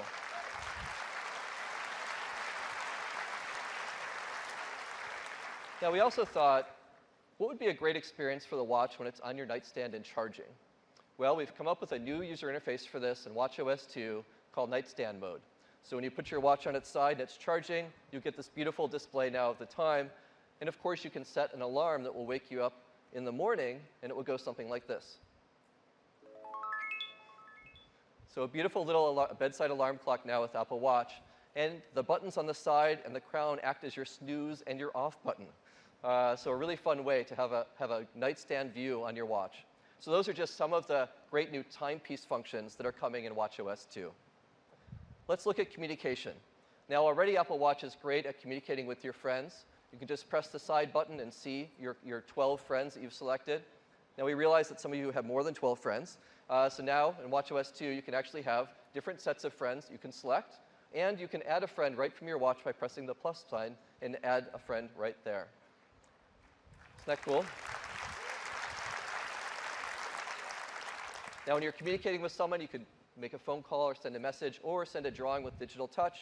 And now in watchOS 2, you'll be able to use multiple colors in your drawings. So you can draw a beautiful flower that has more than just one color. Even my drawings are starting to look better now with this.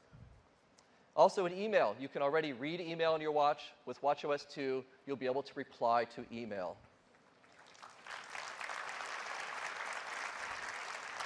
And with the phone, you can already take phone calls on your watch. We're now going to support FaceTime audio, so you'll get really high fidelity calls right in your wrist.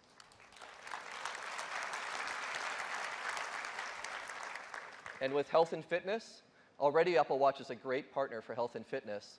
With watchOS 2, we're enabling your favorite fitness apps to run natively on the watch, so you can use them wherever you are, and your workouts with these apps will contribute directly to your all-day activity, which would be really great. So if you go on a bike ride, it will count. We're also enabling Siri to start workouts, so you can just raise your wrist and say, hey Siri, start a 30-minute run in the park, and it will start the workout app and get it going for you.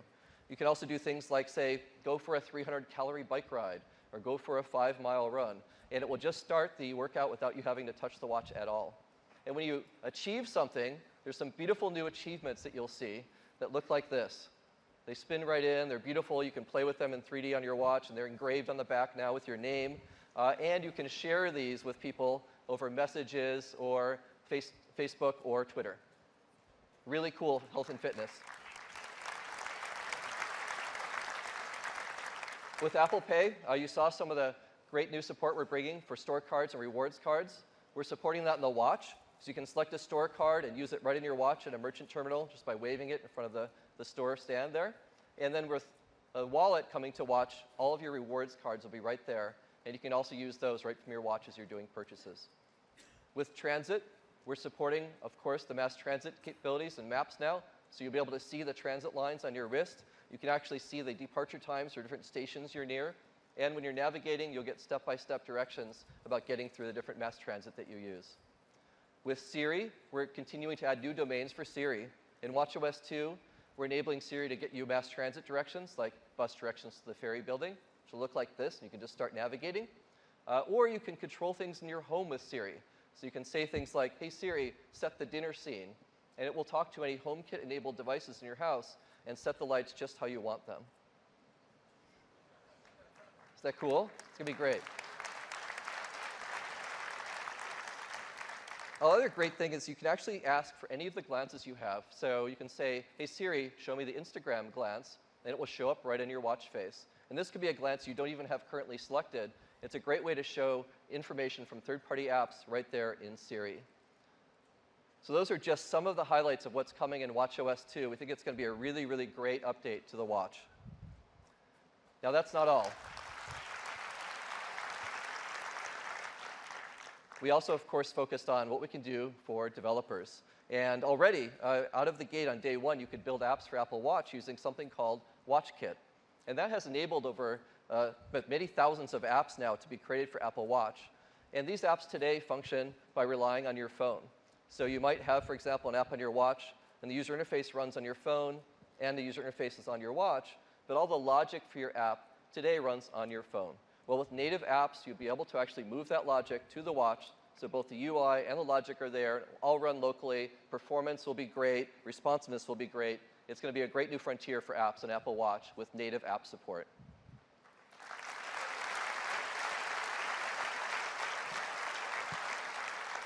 And when you're actually wandering away from your phone sometimes, your apps will be able to communicate directly with the network, with known Wi-Fi networks. So you can get the information you want wherever you are with your watch.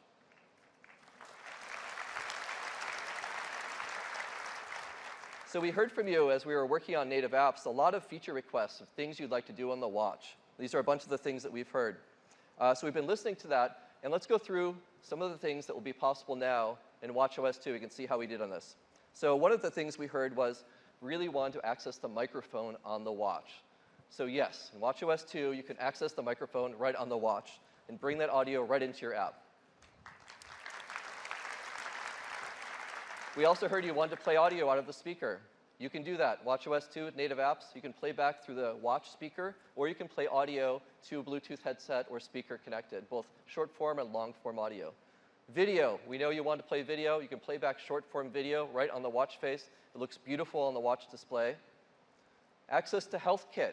We've definitely heard that. You now will have access, native HealthKit on the watch, including streaming heart rate data. So if you're doing, for example, a bike ride with Strava, you can see what heart rate zone you're in while you're biking.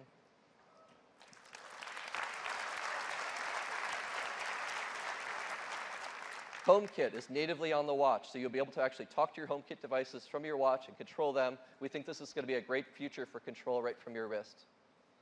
You'll be able to access the accelerometer, so you can get movement data.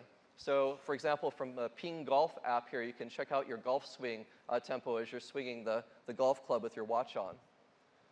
Taptic Engine is one of the things that we've really done a lot of focused work on to make it a great experience on the wrist. And we are bringing access to Taptic Engine to you for your app development. So you'll be able to choose from a range of different feelings as well as audio that will come out the speaker. So for example, if I'm unlocking my car here, I'll get feedback on my wrist, both audio and felt, just like that. Another great interaction on the watch is using the digital crown to manipulate the UI. And we're enabling access to digital crown as well with watchOS 2. So you'll be able to control a custom UI element, like changing the temperature here, just by rotating the crown like this. Super easy way to interact with your watch.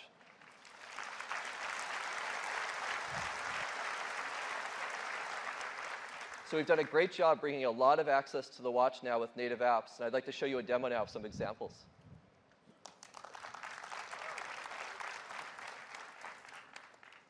So I've got a watch here, and I'm just going to put it on. And it's connected to the display here through this little cable. All right. So let's start by looking at 3 examples of new features in watchOS 2, and then I'll show you 3 apps. Let's start with making a photo face. So I'll just press my digital crown here, go to the home screen, and there's my photos. You can see I've got a bunch of photos on here. I can zoom in with the crown and pan around, and I can pick a photo that might make a nice watch face like that one. But I want to zoom in and crop it a little more, so I'm going to zoom in a little bit more and move it over like that to get it just right. I think that's going to make a great watch face.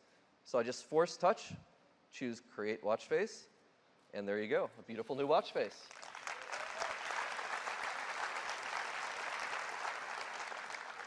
Let's look at time travel. I'll go over to my modular face. I've got some more information here. So I've got flight times here on United. You can see the temperature, my VW car's charge level, and time in London. So I just rotate the crown here, and I can go forward in time. You can see time's updating. Now my flight's leaving, you can see at 1:45, and I wonder if my charge level will be enough to get to the airport. So if I just keep going forward in time here, we'll get to 1:45, and you can see my charge level is just going to be great to get to the airport. And in fact, you can keep going and look at boarding time and arrival time for your flight. So you can get a great preview of your day just by rotating the crown right on the watch face. It's a lot of fun. Just press the crown and go back to home. Now, if you get an email, you can reply to email now in watchOS 2. So here's an email that's just come in from Mark. Now I can reply to this by pressing the button right below the message, or you can use Siri to reply to a message right from a notification. So if I just use Siri here, I can reply like this. Reply, I would love to.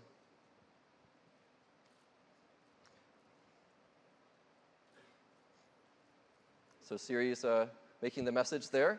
It's created a response. I just press send, and it now goes off to Mark. So just by pressing the crown, you can use Siri to send a message right from your wrist. Now let's look at a few third-party apps. So let's look at the VW app you saw in slides a second ago. And I'll show you how that works. Here it is. Now I can lock my car just by pressing this control right here. Responds right away. You can see the app also opened very quickly. And I can control the temperature here that we were looking at before by just rotating the crown. You can see how responsive it is as I go up and down through temperatures here. Really, really cool. I'll get it nice and warm for me, so when I go down there, it'll be nice and toasty. Okay, turn it on. All right, I've got confirmation that it actually enabled that on my car now. Now, access to the mic is going to be really helpful in apps. And some of the apps that will really benefit are communication apps, like WeChat. A lot of messages sent via WeChat are actually audio messages. So let's see how that'll work now with watchOS 2. See, I've got some messages here. There's one from Becky. And I can reply here just by pressing the reply button. And you can see I've got a microphone now, so I can do an audio response. Let's do that. That sounds great. So you can see as I was recording it, it got the audio levels of my voice, and now it sent that to Becky. I can also reply with stickers here. There's different categories of them. And with the digital crown now, being able to connect to your UI, I can just flip through recent stickers and pick one quickly that I like, and then just send that one as well. So very fast to interact now with all these new controls you have available in watchOS 2. Now let's look at the Vine glance. Vine is a great example of playing back video on the watch, and its format is really perfect for the watch face. So here's a recent one on Vine.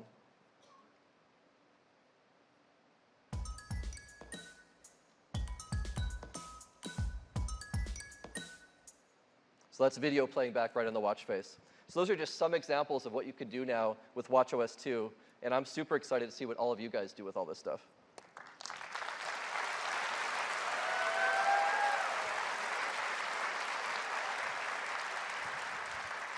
So some great new enhancements coming, as well as some super powerful app development tools for you. And we've been working really hard on this, and I'm really happy to say that this stuff is all available to you today to start building these native apps. Just 6 weeks from our launch. It's unbelievable. And then it'll be available in the fall to everyone, and we'll work across all the watches, of course, and it will be free. So this has been a great adventure. We're just getting started here, and I'm really looking forward to the journey ahead with all of you on Apple Watch. Thank you very much. Back to Tim. Thank you, Tim. Thanks, Kevin. We're really excited to have Apple Watch out in the world, and we can't wait to see what you do with the watchOS. And we couldn't be more excited about how developers and users will use this powerful ecosystems of both products and platforms. 3 amazing platforms. The opportunities really are limitless. Now, before we close this morning, we do have one more thing.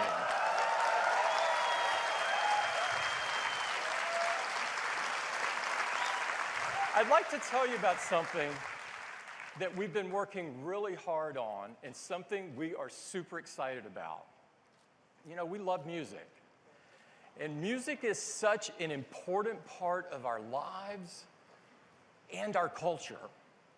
We've had a long relationship with music at Apple, and music has had a very rich history of change, some of which we played a part in. We've made a great video about the history of music, and I'd like to play it for you this morning.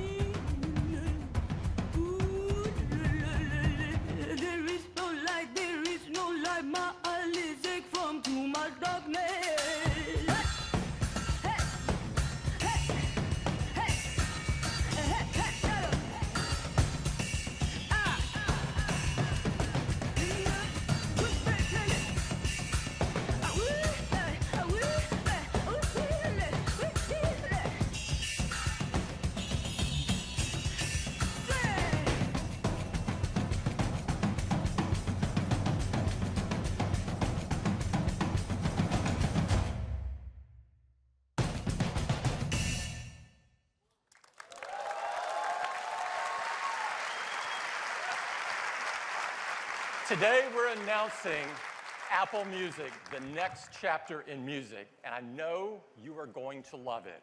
It will change the way that you experience music forever. To tell you more about it, I'd like to bring up someone who knows more about music and the music experience than anyone I know. He's worked with amazing artists, from Bruce Springsteen to John Lennon and countless others. We are thrilled to have him a part of the Apple team. Please join me in welcoming Jimmy Iovine. Jimmy.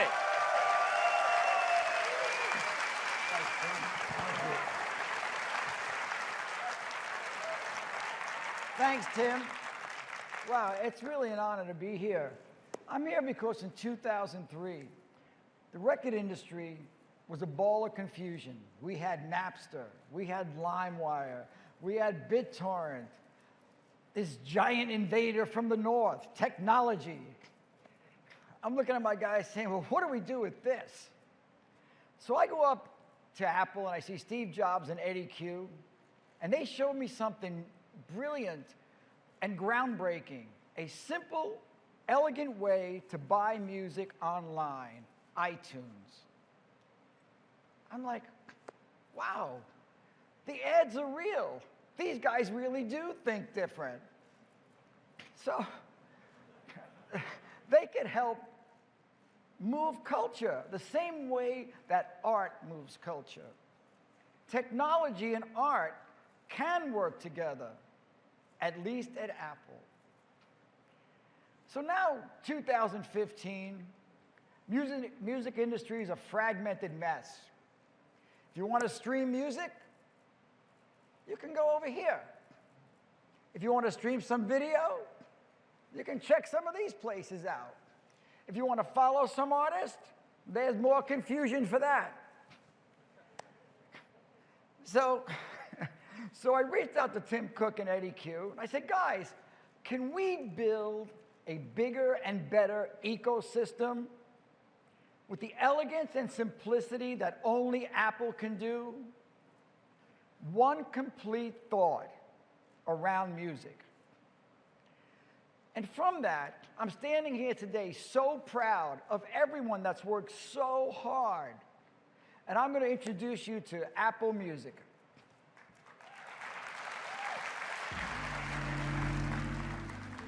Music has such power in our lives. The way we listen to and experience music is undergoing a profound change these days.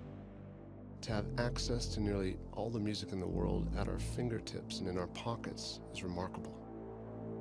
And yet, there needs to be a place where music can be treated less like digital bits and more like the art it is, with a sense of respect and discovery. And if that place could actually accommodate and support the artists who make the music, and not just the top-tier artists, but the kids in their bedrooms too, provide them all with a home and a way to engage with their audiences, that would be pretty great. And that's what we set out to do with Apple Music.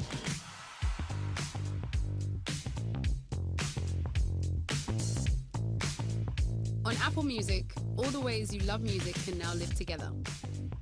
Stream from the millions of songs on iTunes, anytime and on demand, along with hand-picked playlists, recommendations, and all that's great and breaking in music right now.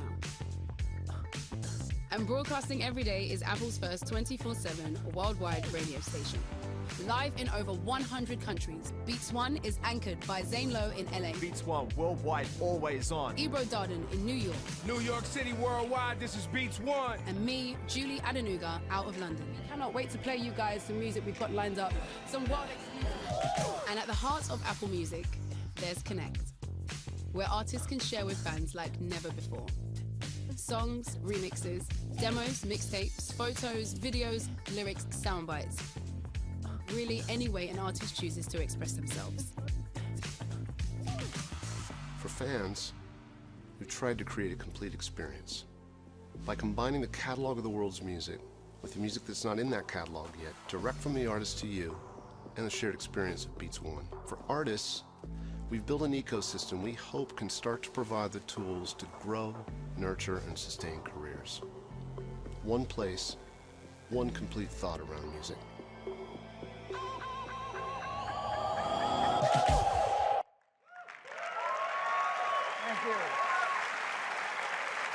That's Apple Music and the great Trent Reznor. It's all the ways you love music, all in one place. And that place is almost in 1 billion hands around the world already. One app, one single app on your iPhone. Apple Music is 3 things. It's a revolutionary music service. Oh. A revolutionary music service curated by the leading music experts who we helped handpick. These people are going to help you with the most difficult question in music. When you're listening to a playlist, what song comes next? The only song that's as important as the one you're listening to at that moment is the one that follows it. Now, picture this. You're in a special moment. You're exercising, or some other special moment. Right, Trey? He exercises a lot. And your heart's pumping. And you're about to turn up the reps. And the next song comes on. And buzzkill. Now, you may ask why that happened. It happened because it was probably programmed by an algorithm alone. Algorithms alone can't do that emotional task. You need a human touch. And that's why at Apple Music, we're going to give you the right song, the right playlist, at the right moment, all on demand. Now, the first ever live 24-hour worldwide radio station. So Trent Reznor calls me up and says, I got it. This is what we're going to do. Let's build the first ever worldwide live radio station broadcast from 3 cities that plays music not based on research, not based on genre, not based on drum beats, only music that is great and feels great. A station that has only one master, music itself. So I said, why do artists always have the greatest ideas that are practically impossible to execute? So I said, well, wait a second. That's why we're at Apple. We're at Apple to help artists' dreams be realized. So we built the station, and it's a music lover's dream. If you love great music without any restrictions, you're going to love Apple Music's Beats One. Finally Connect, a fantastic way for established and new and even unsigned artists to connect directly with music lovers anywhere. This is going to be very powerful for musicians. Can you imagine being an up-and-coming artist and being able to share your music on the biggest music platform in the world that people already have, Apple Music? Remember, this is an ecosystem. It's built to fit together. It feeds off each other. When you upload your music to Apple Music, anything can happen. So now let me leave the real heavy lifting to my great friend Eddie Q and tell you how this all works together.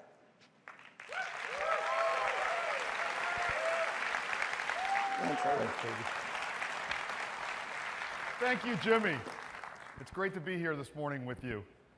So Apple Music, it's a revolutionary music service, and it starts with My Music. We've added some great new features from iTunes, like the Up Next queue, and also your recently added albums and songs right across the top, and all of the music you've purchased, along with the playlists you've created on your Mac or your iPhone, are right here. Now, of course, you can search your music library, but now you can search and stream the millions and millions of songs that we have on iTunes. Now, in addition to My Music, when you can stream and listen to any song you want, you need a great place to start. And that's why we've created For You. For You recommends playlists and albums that we think you're going to love. They're personalized to your taste based on the music you listen to, the artists you love. And it isn't just algorithms. It's recommendations made by real people who love music, and they're our team of experts. Now let's take a look at New. Here you'll discover new artists and albums every week, along with the top charts and every one of our playlists, all human curated, available by genre or by activity. So when you think of Apple Music, it's my music, for you, and new. It makes it fun and easy to experience the catalog of the world's music. And that is the revolutionary music service. Now let's talk about radio. The truth is, internet radio isn't really radio. It's just a playlist of songs. And so we wanted to do something really big. We wanted to create a worldwide live radio station broadcasting around the globe. And we've done that with Beats One. It's the world's best radio station now needs the world's best voice. And that's why we've hired Zane Lowe. Zane is a masterful interviewer and an influential music figure in his own right.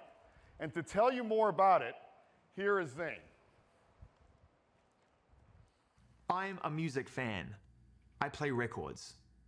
What I love is watching a group of people react to a great record for the first time. When I play that record on the radio, the audience tell me, the timelines light up. My friends tell me, my phone lights up. They love it, or they hate it, but it creates a debate. That's what good music on the radio does. When Apple first asked me to be involved in this, they told us to put the great music in front of the average, the unexpected, the undiscovered, the anticipated, the underrated. Their words, move the needle. And that's what we're doing. We have real music fans running this place. We have great music DJs and incredible artists who are in the studio right now building real radio shows that are going to blow your mind. At the only place that can pull off an imaginative idea as big as this, Apple. We're called Beats One. We're always on, playing the music that we love.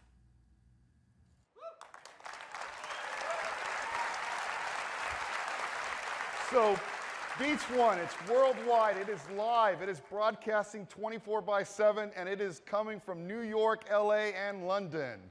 And that is radio.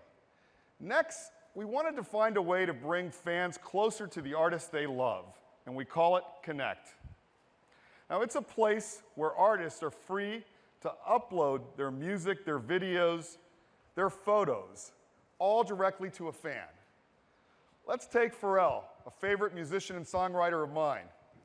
Now, he's prolific, and he does a lot. And let me show you how it works with Connect. He takes a lot of photos, he writes a lot of lyrics, he's experimenting and mixing songs all the time, or he just has something new and interesting to say. Well, all of this lives right in Connect. Artists can post and publish and upload anything, including directly to Facebook, Twitter, and their own website, and fans can like and comment on those posts. And it's not just for one artist, but it's for all of the artists that you love. And to give you a little sense of what it's like to be an artist on Connect, I'd like to invite up a friend, Drake.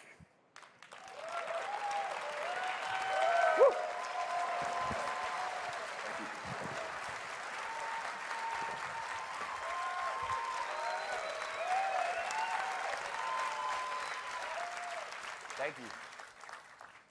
I want to say, honestly, what an honor it is to be in this room with so many individuals that have changed the way in which the world relates to technology. So give yourself a round of applause, please.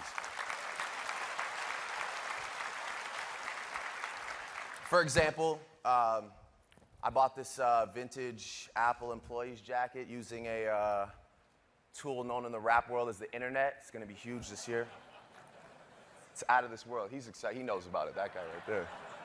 No, honestly, in all seriousness, I came here today to share my story about the way technology changed what I do for a living. I'm from Toronto, Canada.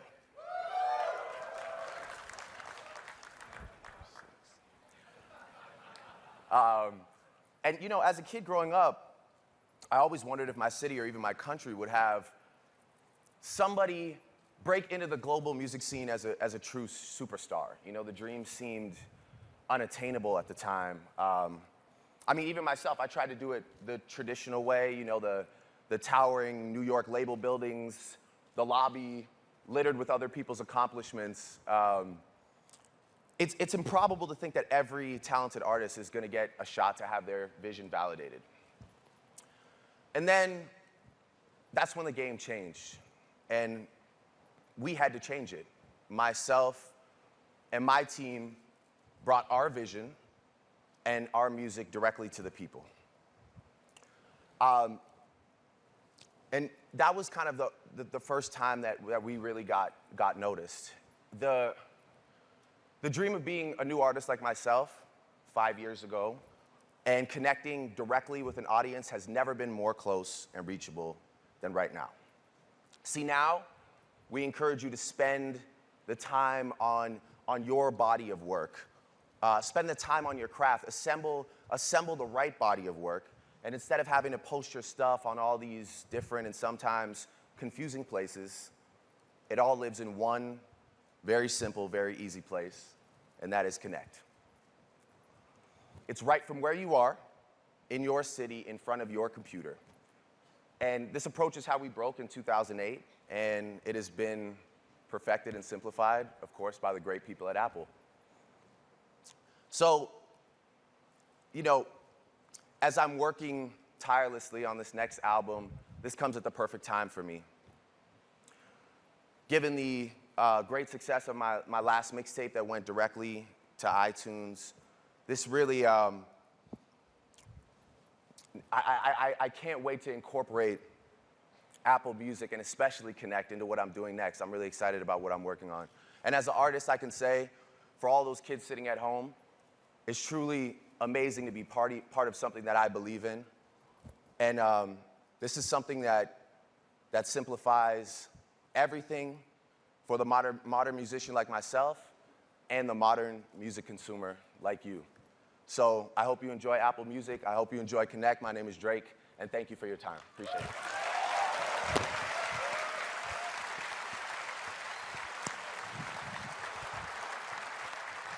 Thank you, Drake. And that is Connect. Now, I'd love to give you a demo of Apple Music, but before I start, I do want to wish Phil Schiller a happy birthday. Oh!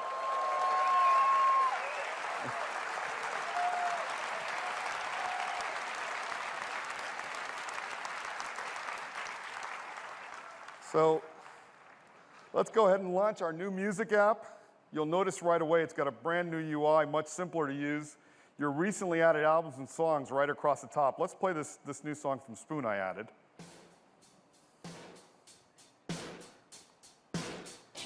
One of the things you'll notice, we have a new mini player across the bottom that always shows you what's playing. And if I tap on it, I get full screen and I can see the beautiful artwork, all the playback controls. I can just swipe down and it disappears. Now, I like looking at my music by artists. It's really easy to do that too. I'll just tap on albums, switch to artists, and let's take a look at Aretha Franklin. First thing you'll notice is we add beautiful artwork to all the artist pages. Notice as I swipe up, it goes away, and you see Aretha at the top. Now, no demo goes complete without playing this song.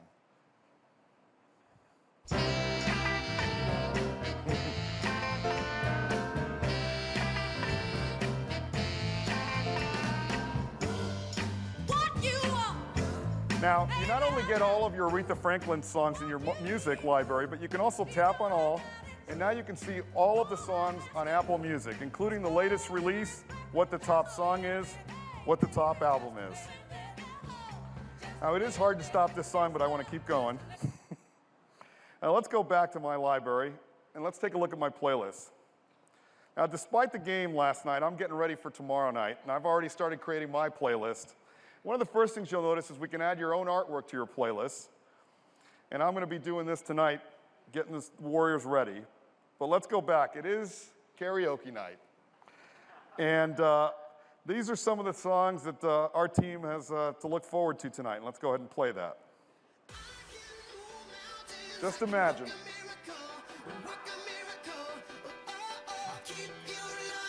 Now, if I tap on the mini player, I can see the full screen, if I tap on the right-hand side next to the playback controls, I can see the complete playlist, and it's very easy for me to reorganize it. Let's say I want to move Jealous back up, and now that'll be the next song that plays. It's that simple.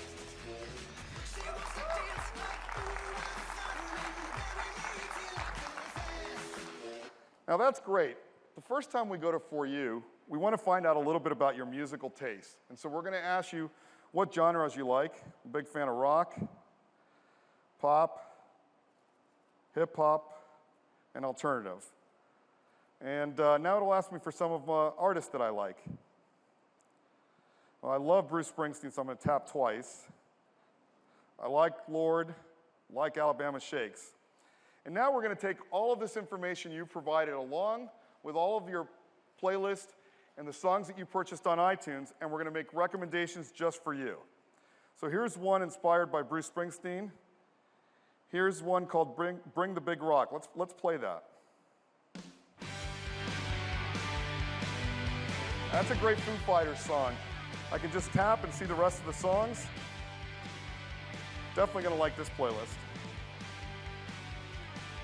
Now here's another one from Pharrell. And I also get new albums that are available to me, and even some classic albums that I should be listening to. And so here are some brand new albums from the artists that I really love. Now here's an interesting one. A Cuban playlist. You might be wondering, how did that get in there? Well, I like a lot of Latin music. And so Apple Music knows that, and it's recommending this playlist to me. Let's take a look at it.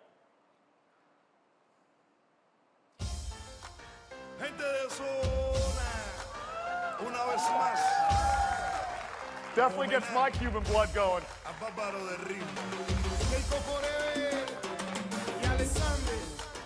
Now this is a playlist I definitely want to keep. So I'm going to tap on the plus sign, and I've added that now to my playlist. Now let's take a look at what's new. And you can see new albums across the top, more here, and even the hot singles that are out. Let's play this one from Florence and the Machine.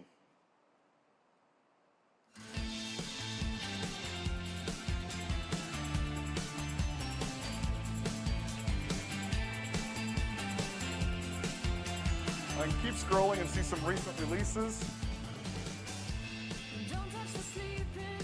But of course, everyone loves the charts. So let's go ahead and take a look at the charts. See the top songs, the top albums, and even the top music videos. We have tens of thousands of music videos in HD, all ad-free. Let's take a look at this one from Mark Ronson.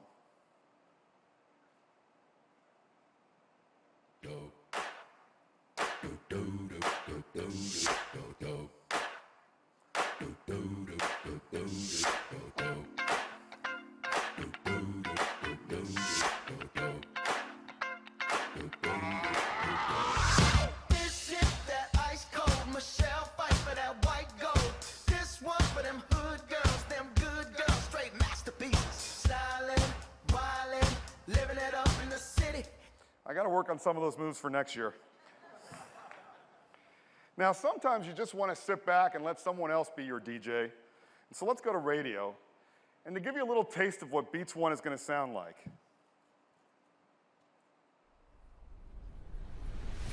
We welcome our special guest, Florence from Florence and the Machine. On paper, it sounds like super not how you think like a rock and roll album would be made. Wasn't it you in your sweatpants? It was me in an anorak cycling to the studio.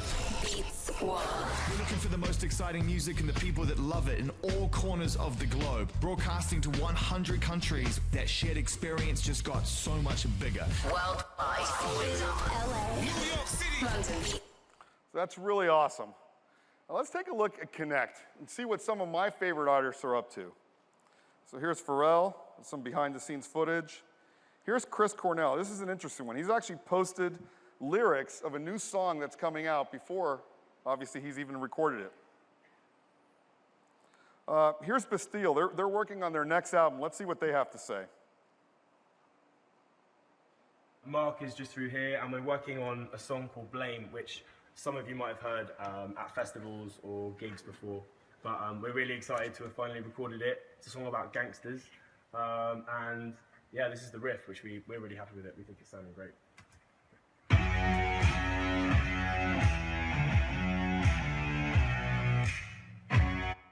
It's great to be able to get behind the scenes and see what the process that an artist uses to create a song. As we keep going down, here's a shot from Alabama Shakes a couple nights ago. And here's the studio session, actually at Capitol Studio A. For those of you that know, Capitol Studio is one of the premier studios in historical, and Alabama Shakes was just there a couple nights ago.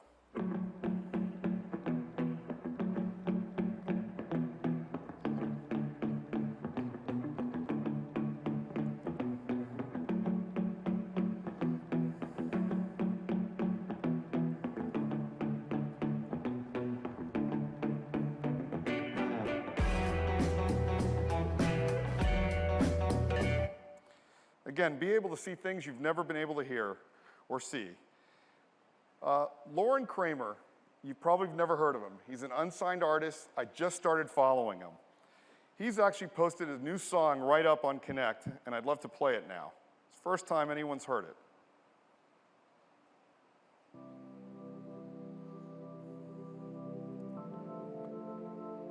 Just imagine you're a new artist and look at all the people you've been able to hear this song right now thanks to Connect. Don't go saying it's gone. Don't go saying you're done. So Lauren Kramer, remember that name. We think he's going to be really, really huge. Now, of course, you can always search for music across all of our millions and millions of songs, but I like to do a little bit of stuff with Siri, because Siri's been learning a lot more about music. Play Born to Run.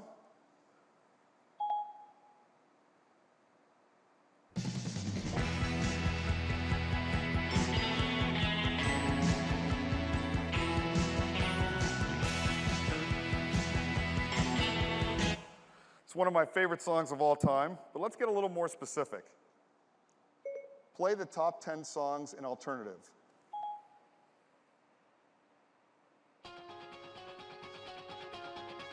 Oh, don't you dare look back, just keep your eyes on me. I said you're holding back. She said, shut up and dance. And if I tap on the up next cue, I can see all of the top 10 songs and what's next. Now, I feel like reminiscing a little. And let's go back to my high school days when I graduated. Play the top song from May 1982.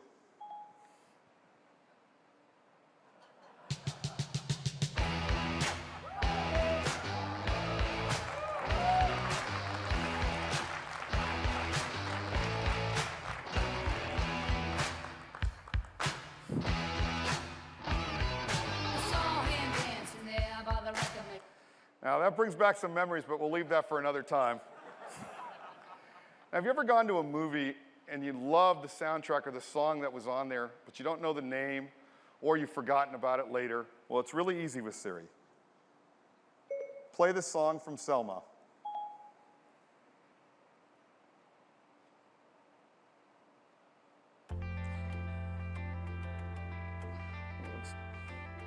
Let's do that again. Play the song from Selma. One day, when the glory comes, it will be ours. It will be ours. Oh, one day, when the war is won. And that is Siri, and that is Apple Music. It is a revolutionary music service with recommendations just for you, a worldwide live radio station with the world's best DJs, an exciting way for fans to connect with artists, and of course, this is joined by the iTunes Music Store, the best place to buy music. Apple Music is all of the ways you love music, all in one place.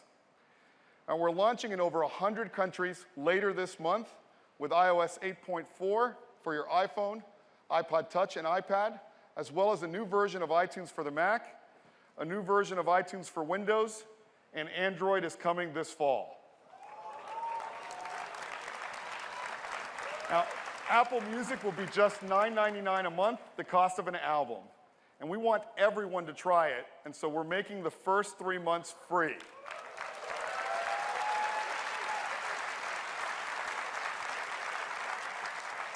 Now, we want to do something really great for families. Today, you have to buy a music subscription for each and every person. Or you share an account even though you're not supposed to, and now all of you can't play at the same time, and your playlists and recommendations get all messed up. Well, with Apple Music, for just $14.99, you can have up to 6 family members. Everyone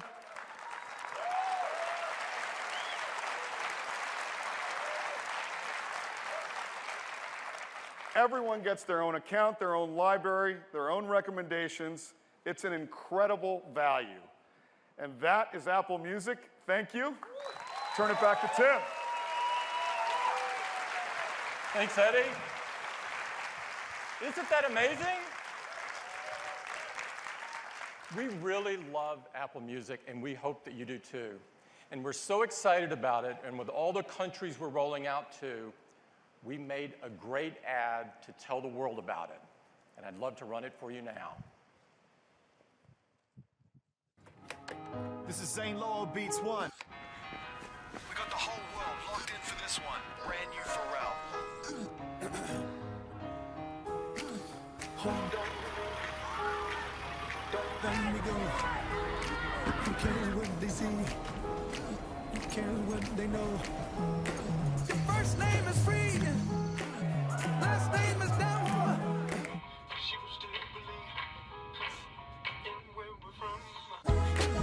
Man's right flower. It's in every living thing. Mind, use your power. Spirit, use your wings. When the baby first breathes. When night sees sunrise. When the will hunts the sea. When man recognizes.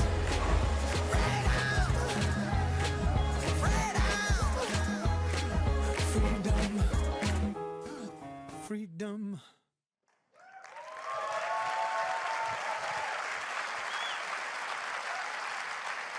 You know, music connects with us all at such a deep emotional level. We couldn't be happier to launch Apple Music. And we can't wait till you start listening to it at the end of the month. This has been a jam-packed morning. I hope you've enjoyed it as much as we have. We want to thank everybody for joining us, especially the developers. And I'd like to recognize all of the people in Apple, all of our team that have worked so hard on making and creating all of these products you've seen this morning. Thank you, guys.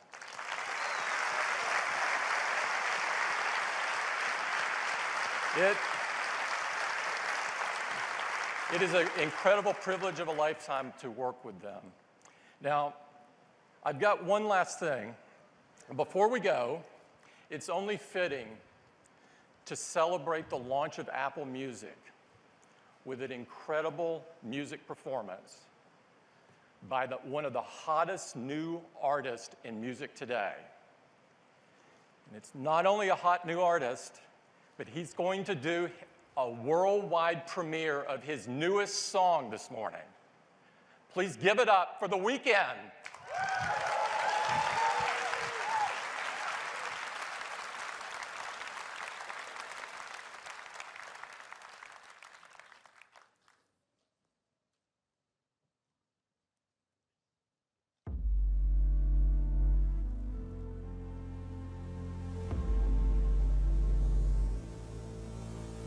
And I know she'll be there for me, at least we'll both be numb.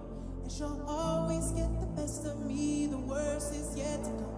But at least we'll both be beautiful and stay forever young. This I know, yeah, yes I know. She told me don't worry about it. She told me don't worry no more. We both know we can't go without it. She told me you'll never be alone. I can feel my face when I'm with you, but I love it, but I love it. Oh, I can feel my face when I'm with you.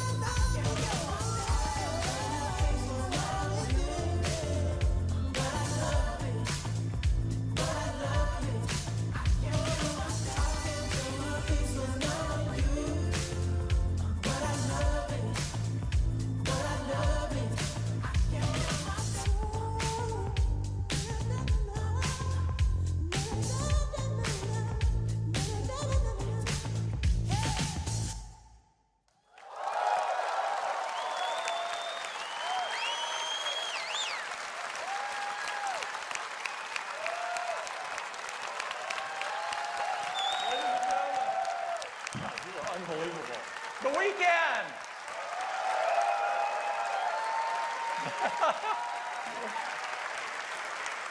Everybody have a great week. It's great to be together.